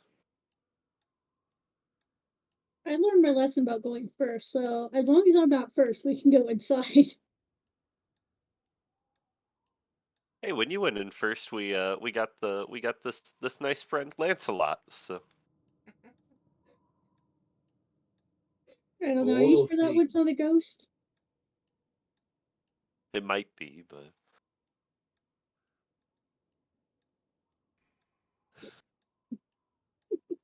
I'll come with.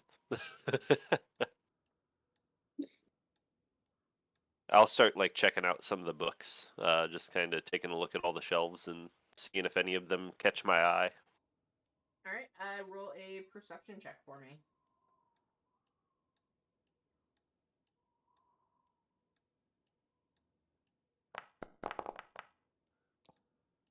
Yep, there go the rolls. Uh, Mhm. as you're taking a look at the book titles, you grab off of the book Ways of the Wild Folk, and that just seems to be kind of where your attention gets stuck as you kind of thumb through that book. Okay.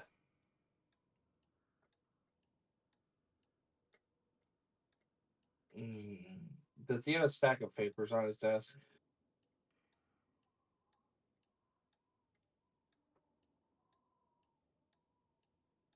You look at that stack of papers that are there, and it's just blank stationery. You see, though, it looks as though underneath that there is something that might be written on, but just the top one is blank.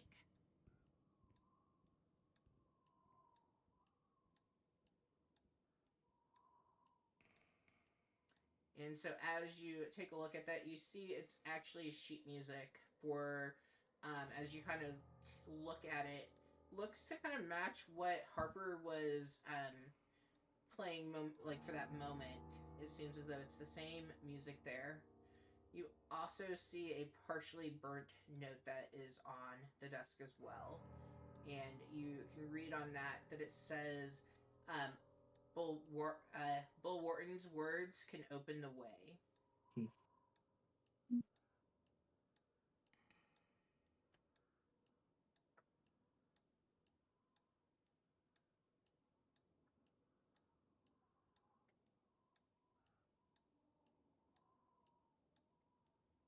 Mm. So seeing people touch stuff and not have ghosts appear. I am gonna look around, like, I guess look at the books and stuff too. See if there's anything. Maybe Okay. right around the ladder. Roll a perception check for me. Okay.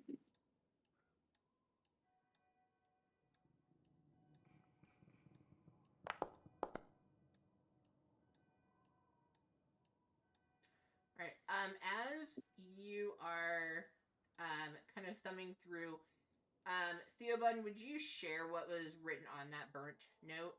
Like, would you have read that aloud at all? Yeah. Okay. Yeah. So as Theobald is reading what he's found on the desk, suddenly a book just kind of pops out at you, Harper, and you see that there is a book called An Architect's Art, and it is the author is Archibald Wharton. Man, me and words.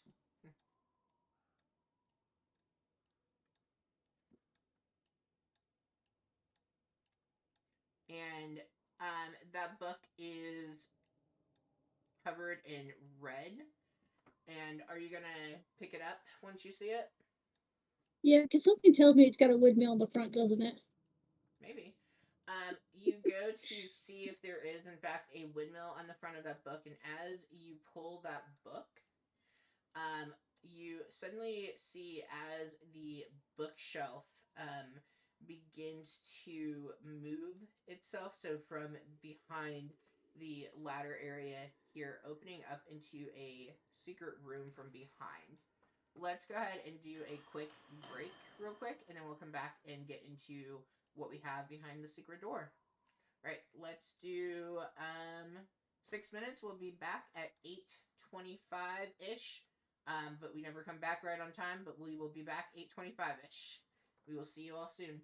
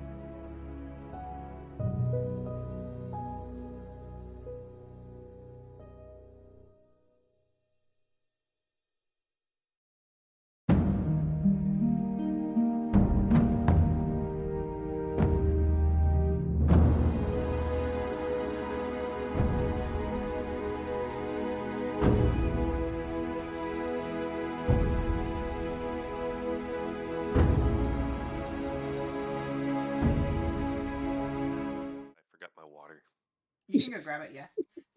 All right, welcome back, everybody. Time to apparently go to a secret tunnel, but it's a room.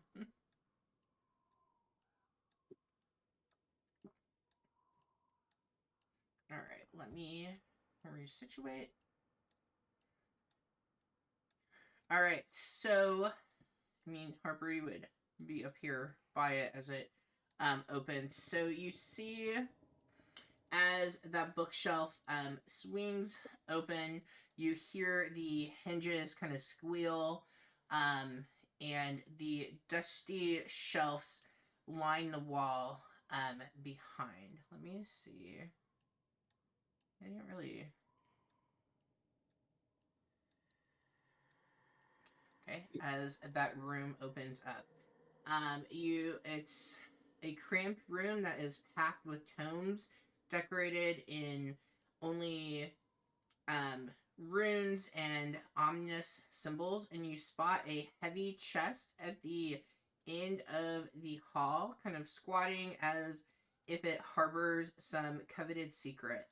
A secret worth dying for, apparently. There is a skeleton that is rotting in leathers as the only clue to any danger that you may have found yourselves in.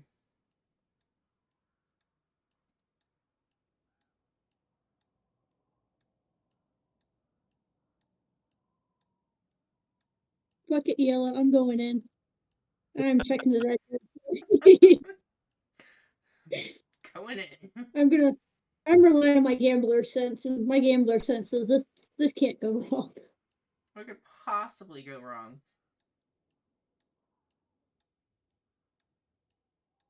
All right. So as you go in here, what are you wanting to take a look at first in the room? The dead guy.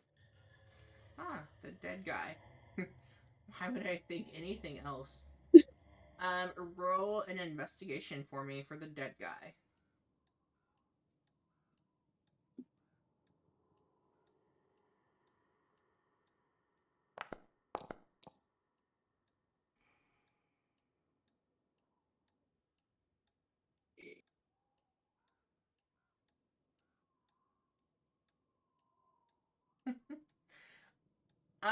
You take a look over the dead guy, and you do see that there is he's holding a letter in his hand. I feel like that would be pretty obvious to you to see.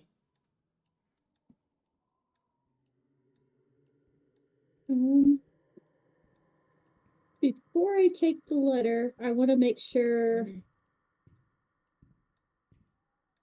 How do I word this?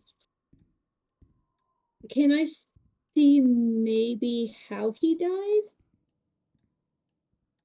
Yeah, Like, would he? roll medicine. Maybe? I feel like that makes sense to roll a medicine check on that. We'll go with it. Yeah, dirty 20. With that, as you are kind of taking a look at this corpse here, you see that there are well, first you can tell it belongs to a human, and you see that there are 3 darts that are stuck into his armor and rib cage. I'm going to take the letter and run out of the room.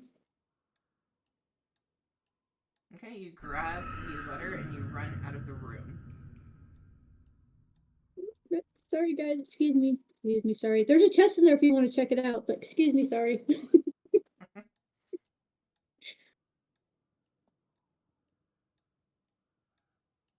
And I'm going to read the letter now that I'm positive I probably will get murdered in that room. Okay.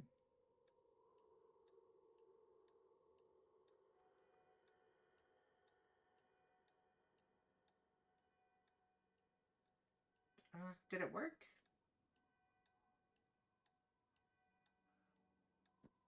Oh, I'm probably breaking it. Oh.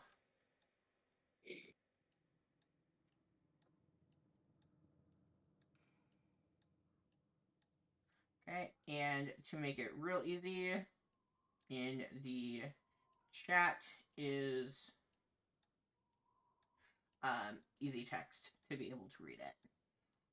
Does someone want to read it aloud, or do you want me to read it aloud for the stream? You're the teacher. You can read it aloud. Thanks. Thank you, everybody. Well, Yes. I mean, we could popcorn read it if you really want. I You know, can read everyone's it gonna in a very dark and disturbing voice if you guys want that. I would love that, Aaron. Thank you. My most pathetic servant, I am not the Messiah sent to you by the dark powers of this land. I have not come to lead you on a path to immortality, however many souls you have bled on your hidden altar. However many visitors you have tortured in your dungeon, know that you are not the ones who brought me to this beautiful land. You are but worms writhing in my earth. You say that you are cursed, your fortune spent. You abandoned your love for madness. Look solace in the bosom of another woman and sired a bastard son. cursed by darkness? Of that I have no doubt. Save you from your wretchedness? I think not. I much prefer you as you are. Your dread lord and master, Strahd von Zarovich.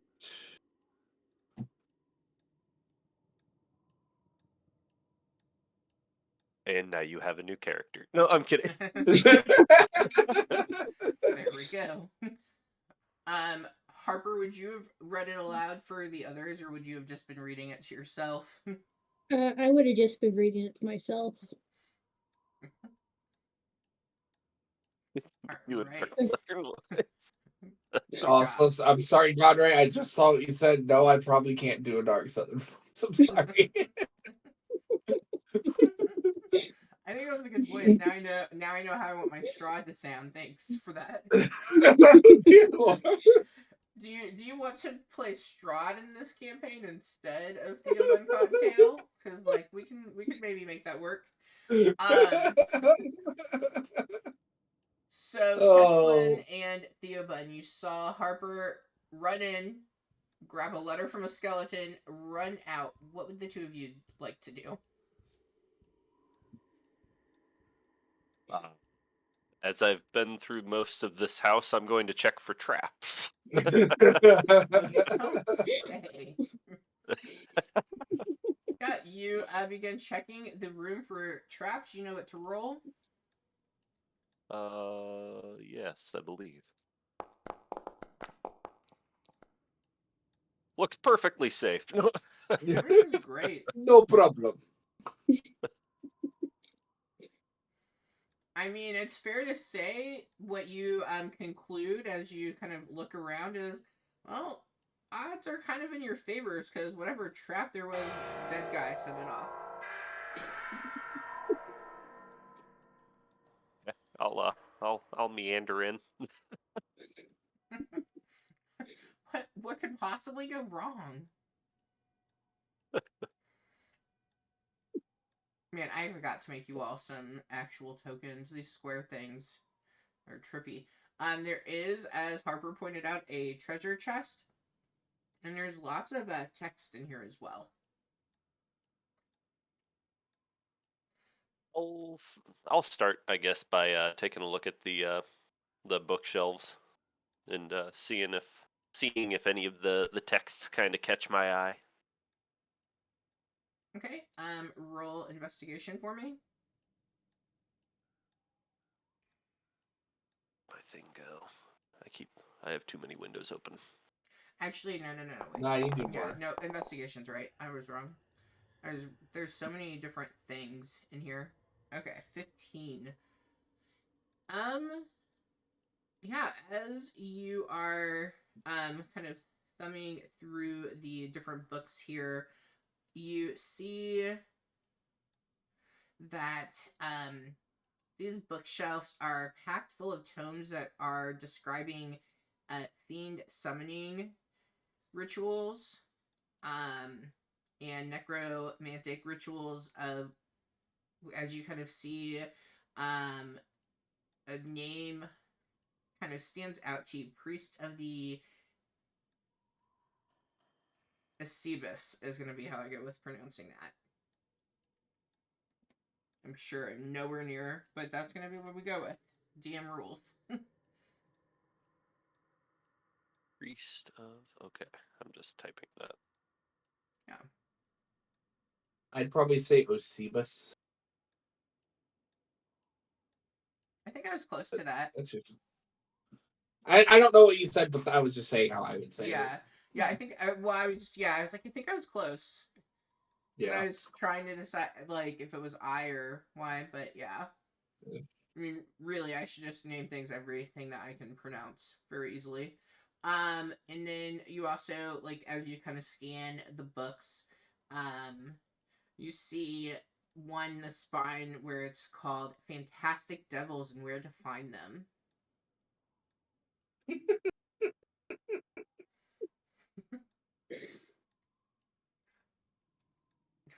Okay, Does I'll anyone grab speak that book. Infernal? No. can read Infernal? Any takers? No. What about we're missing someone? Let's see what languages they got.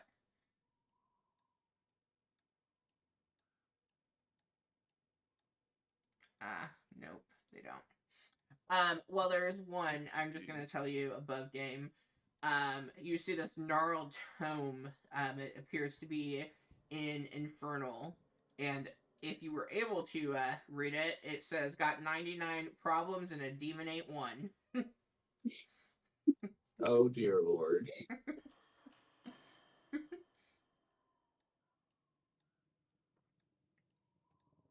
Any Well more now, books for you, Matt? I can Castelling. give you a couple more. And these weren't even. I mean, at least I didn't do it, so I can say I did not generate these on ChatGPT.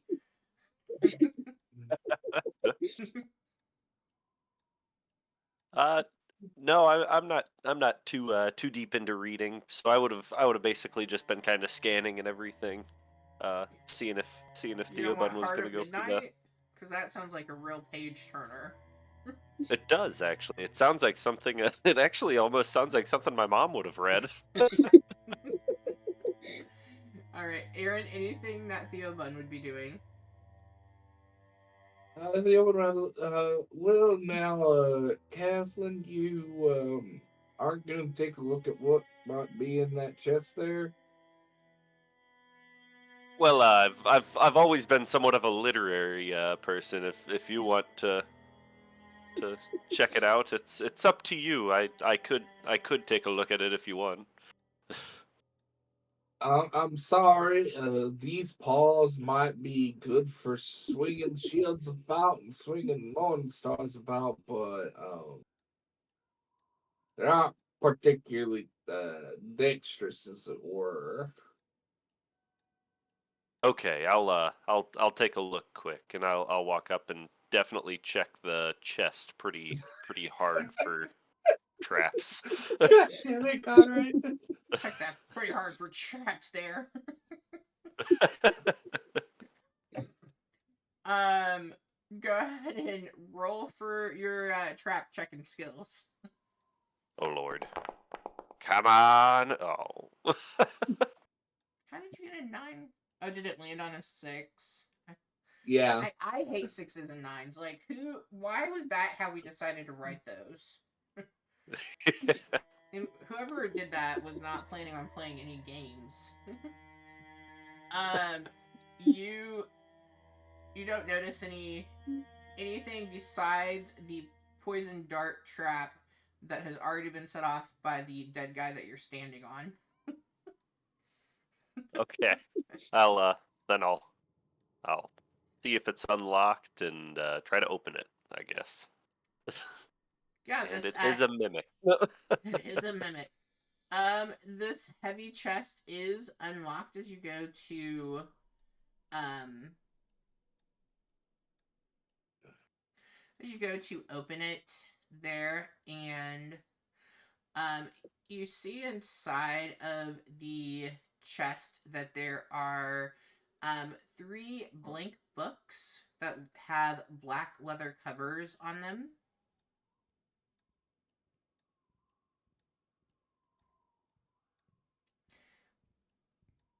You also find 3 scrolls that are there as well.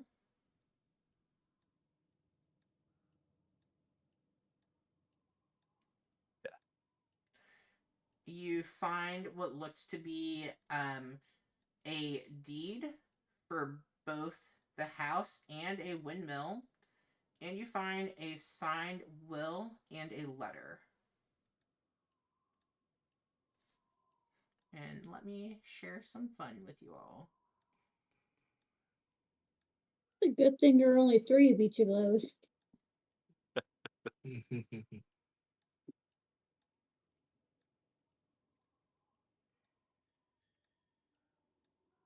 I've never, until like tonight, I've never had it ask me so much to like name stuff to share with people. Like, I feel like this is not my first time sharing. Okay, so that letter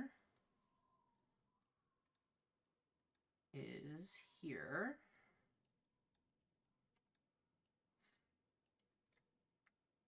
All right. Aaron, do you want to read or do you want me to read? It's not from Strahd. Oh, I could give it another go if you like. Okay. I would imagine that who wrote he's probably a little backwoods. My dear Demore, I must confess my nights as of late here have been sleepless. The child's wails these past several evenings have kept me awake, haunting these halls like a ghost. Margaret does her best, but other louds yet yet trouble my dreams. Couldn't really tell what one of those words was with right. My beloved Elizabeth, I am sure feels it too, for she tosses and turns in our bed and wakes with her forehead slick with sweat. Over the past several congregations, I have become suspicious of the ambitions of the others. Their dark murmurs worry me, and though I know that a shadow ought not fear a blackened night, I cannot but fear for the extent of their plot. Of anything happens, you are to be steward of your own parents' house and caretaker of my children. Keep Rose and Thorn safe, and dear Walter close to your breast. Should the worst come to pass, you shall be all they have left. Your loving brother, Gustav.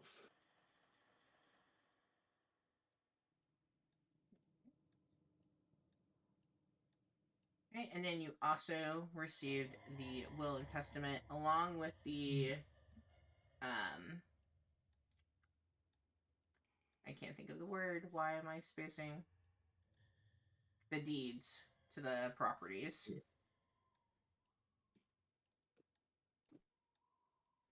Okay. I'll uh I'll definitely make Theobun aware of those, and then I'm also going to pull out the three scrolls and or well no the three books, and I'll take a look at the three scrolls too and just kind of see what's going on with those.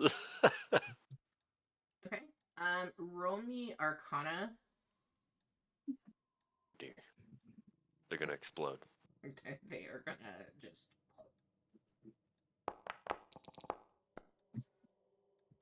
I mean, I feel like that's fitting for your character. I mean, the journals are the books. They are blank. As far as the scrolls, you don't really, uh, you can't really decipher, make anything out from it. Okay, I'll just kind of like put them back in there and like this isn't any of mine. I'm just gonna leave this and I'll just walk out.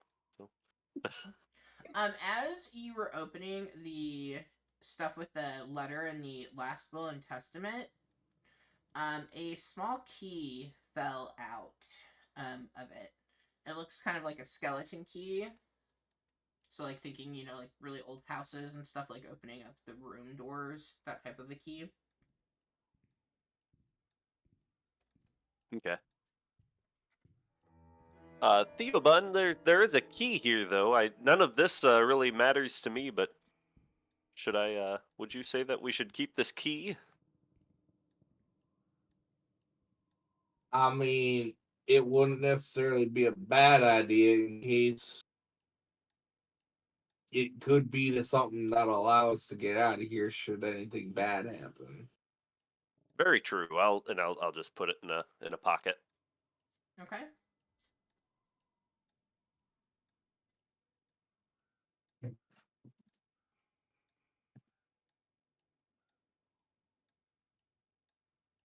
All right. What else would you all like to do? Well,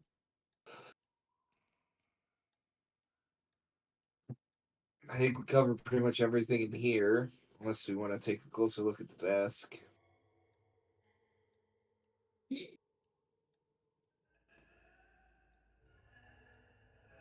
Caslin, as you all are walking by the books, you do see one where like it just grabs your attention. Like you're kind of taken aback by the title of the book. You're not sure that you read it quite right. Almost like, upon glance, it seemed as though you saw like your name on this book.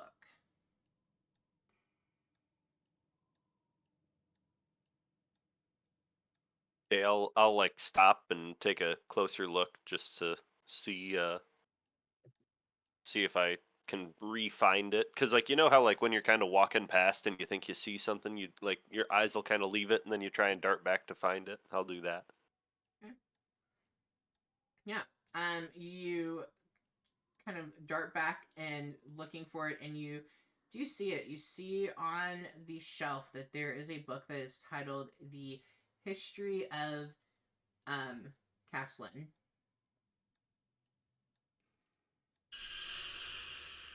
Can I think back to anyone else that I know that is named Caslin that there would be a history of? Well, and it would be like if your character.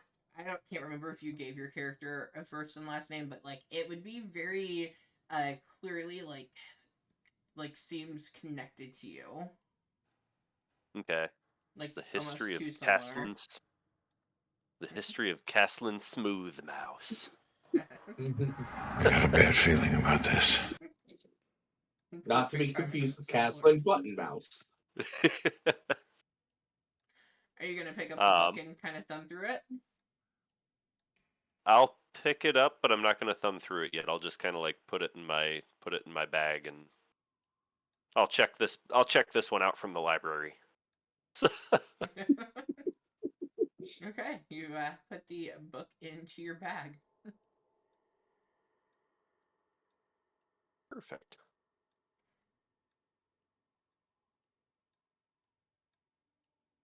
Oh, actually, I guess now that we're not in the no one's in the scary secret room, I am gonna pull out that letter I found and show it to the others if they're interested in it. Yeah, you take out the letter that you found and you show it to the others. Okay, and that was the letter from. You all have no idea. Your characters have no idea, but someone named Strahd. How would the two of you respond to the letter? And that's the letter that, like, the skeleton grabbed and, like, died holding on to that letter.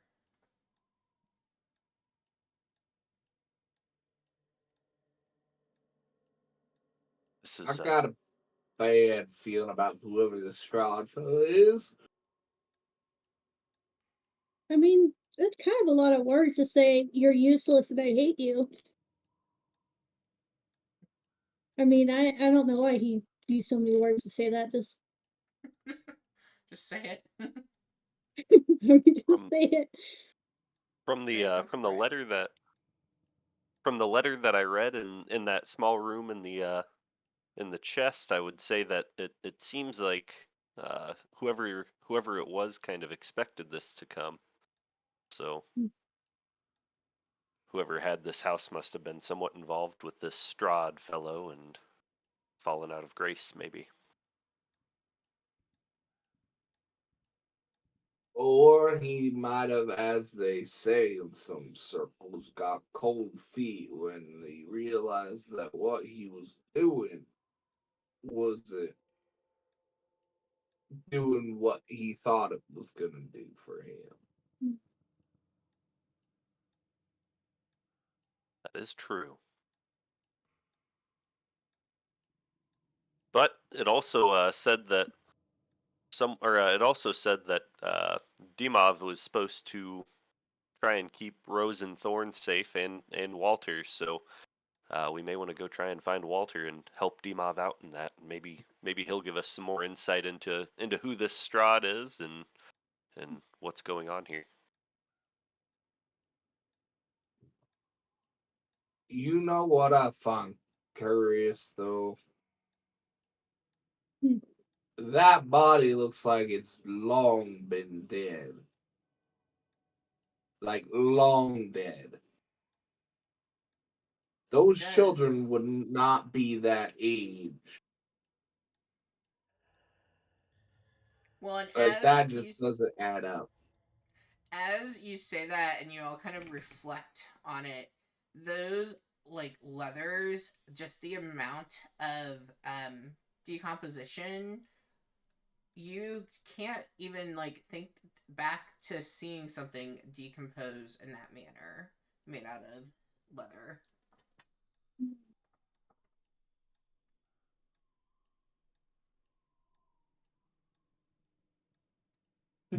That's very true.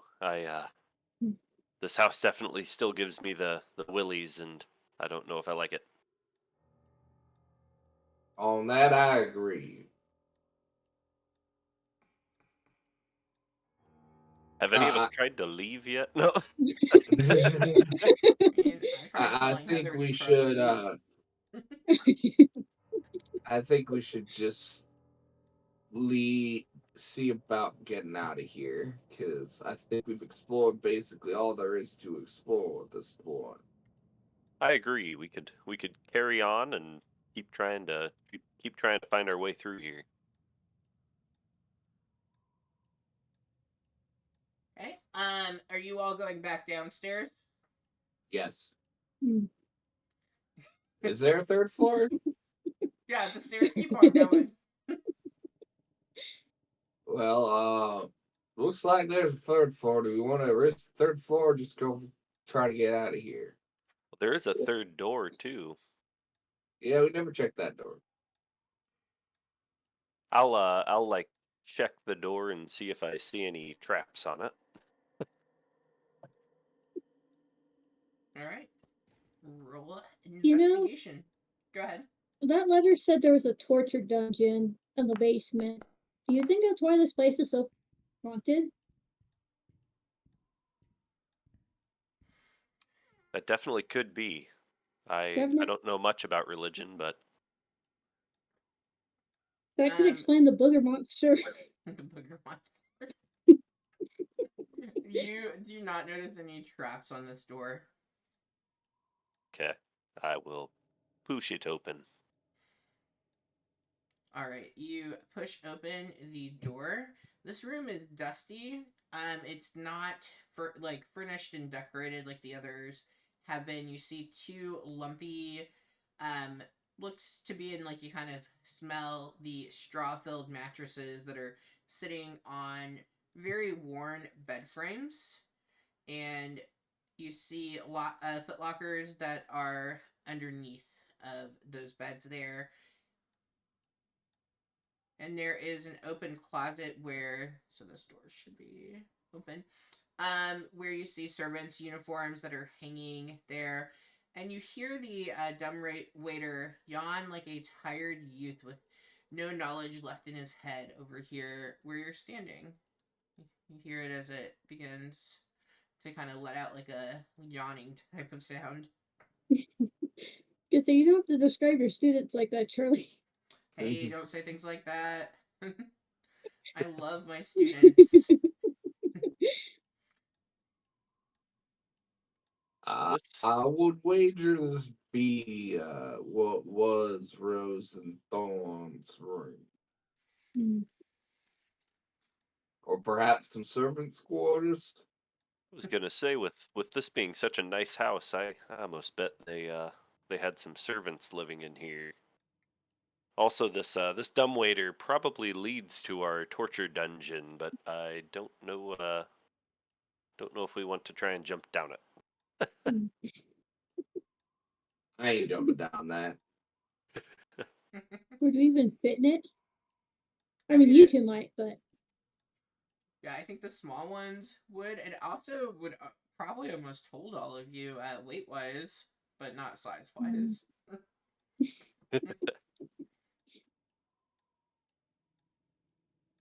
mm, I'm gonna check the little chest at the foot of the bed because assuming this is stored in Rose's room. Maybe we can find that rabbit. Maybe the spirits won't cling to us if we get that kid his rabbit. Did you guys miss? So in the closet are the servant uniforms. Oh, yes, I missed that. You expect me to pay attention? It's servant stuff. How am I going to pay attention to that? I'm just. It was like, man, everyone just thinks these kids are the servants. Is that what's going on? No, I said it could have been either one. Yeah, I know. Yeah, so you go to take a look at what is in those footlockers, and as you do, I moved on, so let me scroll back to this room. 5 10 damage. There you go. Yeah, you open it up, and each of those footlockers are empty. Oh, disappointment. Okay. As you are deciding where you want to go, Sir Lancelot, who you have set down, he must have heard something that just kind of triggered him, and he bolts going up these stairs. Going up the stairs. Mm-hmm. This damn dog, and I'll just take off running after him. That saves me the question of asking how much he loved that dog. I Right, love you all dogs. begin moving up. Let's move up.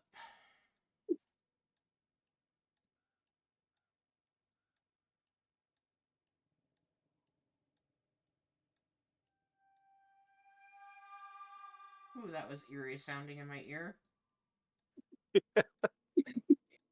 Kiku just has like all the great moments today. They're all like super well timed. It's just crazy. Yep. Well, and it's just called first floor, second floor, and it just plays on through, and it seems like it gets it pretty close. I really like using Sirenscape for the music because I don't have to think about it anymore. I just find something and I hit play. Oh, true. Oh no, Foundry. Okay. As the group comes up to the third floor here, you see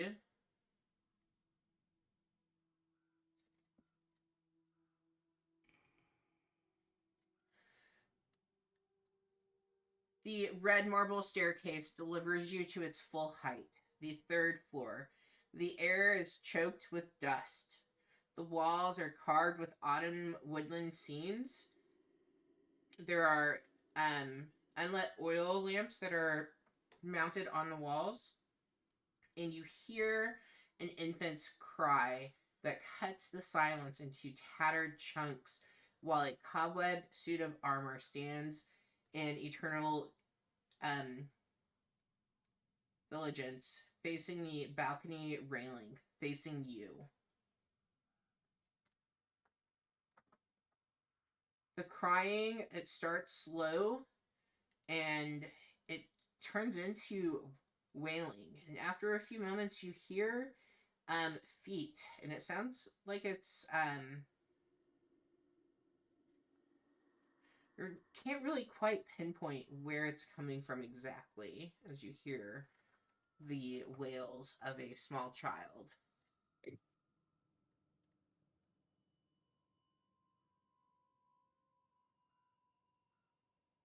Did I see which way the dog went? As you get up to the top, the dog stopped right at the top of the stairs, seeming kind of spooked by the noises and sounds up there. And one thing that would immediately stand out to the group that in this home, where the first two floors have been in such pristine, clean condition, this almost seems as though it would belong to a different house. Like it's in such different shape.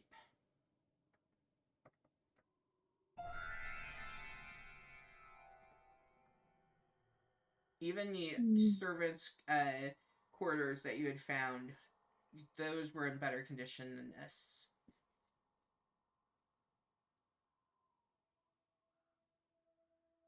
This is a drastic change, and I'll kind of pet Lancelot and say, just say like you're okay, and I'll like hand him a biscuit out of one of my rations or something. As you hand him a biscuit, he like just kind of um lets out like a whimper and stuff. Like um he's just so like overjoyed to have some food because he's so thin, and he just kind of cries in excitement for it. Oh, darn cute dog. I'm gonna have to make me a dog token next. Theobald's gonna give a listen on this door over here. All right, Theobald, you go to give a listen on that door.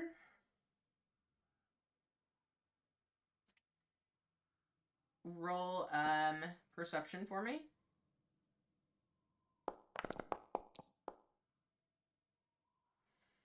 As you reach for the door, you pause. You crane your ear, and you hear the wailing of a newborn that's echoing throughout the suite beyond the door. And you can hear a young woman that's trying to quiet the child, and sounds as though she is singing quite poorly a lullaby.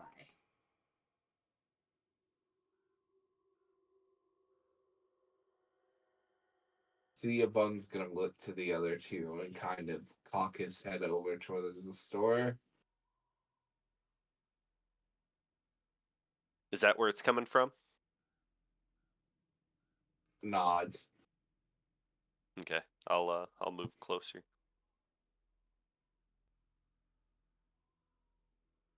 So Theobald's gonna slowly look to open the door. Okay. You gently tease open that door, and as you do, and you peer inside, you find no one. Though you still can hear the cries, and they seem to be coming um from a thin door to your right, and you can hear "Hush, little baby." You know, I'm so good at singing. The woman sings, "Don't say a word. Mama's gonna buy you a Blinksy toy, and if that toy don't work, Walter, stop crying. Please stop crying. Morning Lord's light. Please stop crying."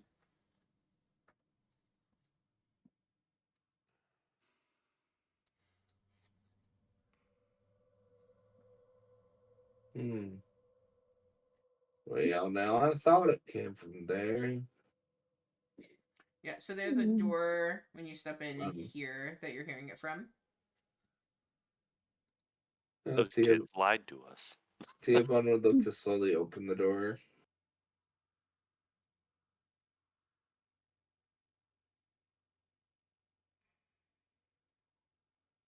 Yeah, you approach the whales of what you assume is baby Walter, and you push open the door, and inside it's covered with cobwebs. His dreary nursery is decorated in strange toys. There's a mobile of black and white bats, a rocking chair in the shape of a wolf, a black shroud embroidered in windmills covers the crib. No woman can be found. Perhaps she left and stepped out onto the balcony, but Walter is still crying from his crib.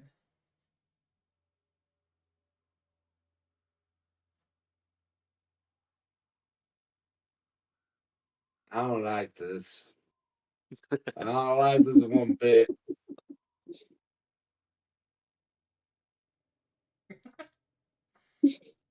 You're in You front. left No. there. Oh, I really don't like this. I really don't like this.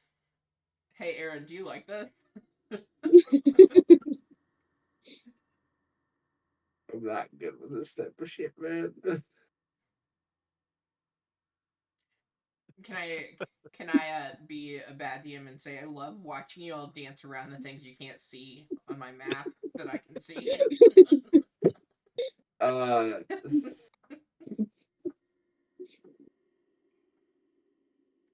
The baby is wailing. He's in that crib.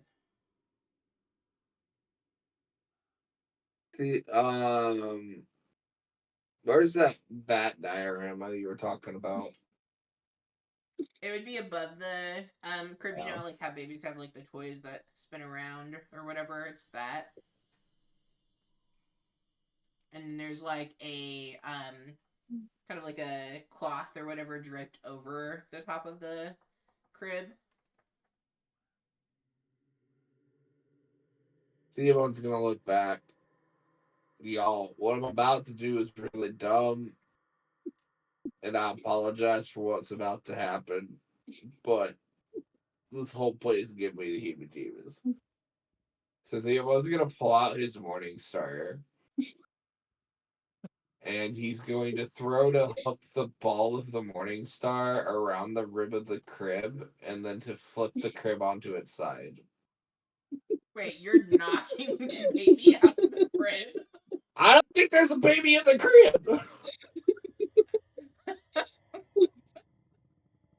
Okay.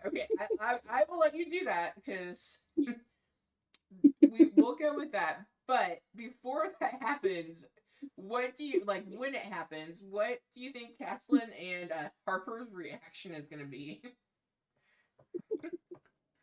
Seeing him take his Morning Star and tip the crib.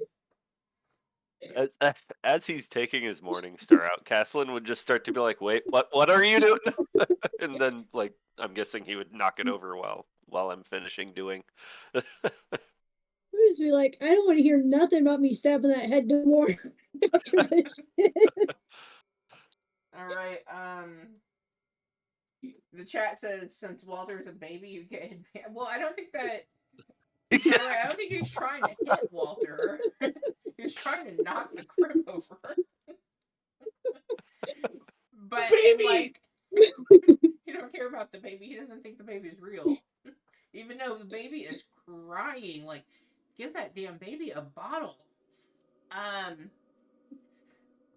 don't even know what to have you roll. What suggestions do you have for me? Yeah, I would say like athletics, probably. Okay, yeah, is that because it's your highest? No, I feel like this is trying to make an athletic maneuver to try to tip this over.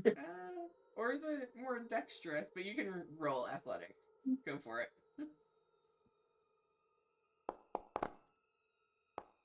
I'm cashing in my inspiration.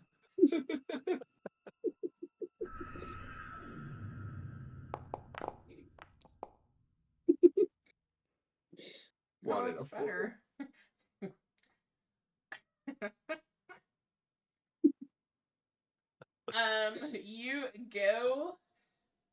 You go to hit and knock over the crib, but in the last moment you kind of have like a change of heart. You're not sure that you want to carry out knocking it over, or maybe it's just you try to save face because you realize you're not going to be able to, and you lift up the cloth that is draped over the crib there, whether it's because you changed your mind or because it's just how it happened.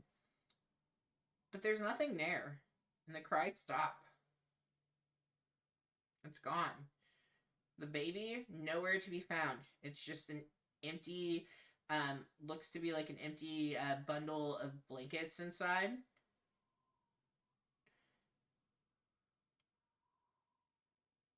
And then Caslin,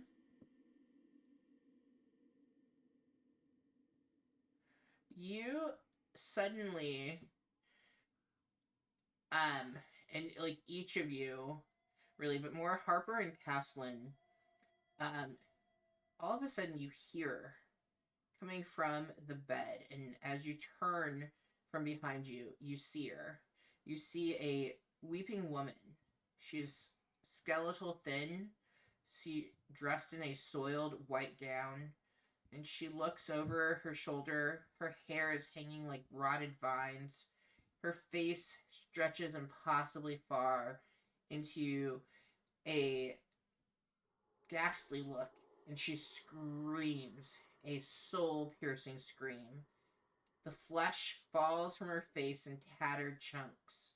One leg shifts through the bed, and in a single stride, her bleeding claws are there reaching towards Theo Button, reaching for your throat. Alright, and I think that is a really good place, since we don't have our fourth person, to call it, and we're kind of close to ending time anyway, to call it a wrap for tonight. I was going to say, hey, we found your dog, and then she started falling apart. Alright, if I you... told you there was no baby. I told you. There's a baby, you just ain't found it yet. If you're tuned in watching, we will be back. Are we playing next week? Do you all remember? I should know, I'm the DM, but yes. I thought we said we were just to. I mean, if we are, we are. But I thought it was bi-weekly. But I'm good with it's not the usual either way. Oh, are we? Yeah. Well, so I have it down that we're playing, but we can talk about that. But if you're tuned into the stream, we will either be back next week or the following week, and we will pick up where we left off. All right. Thank you for tuning in, those watching on the stream. We will see you next time. Thanks, everyone. Yep. Bye, everyone. Bye. Be nice to each other. Don't try opening up the crib. Never do it. All right. See you, Godric.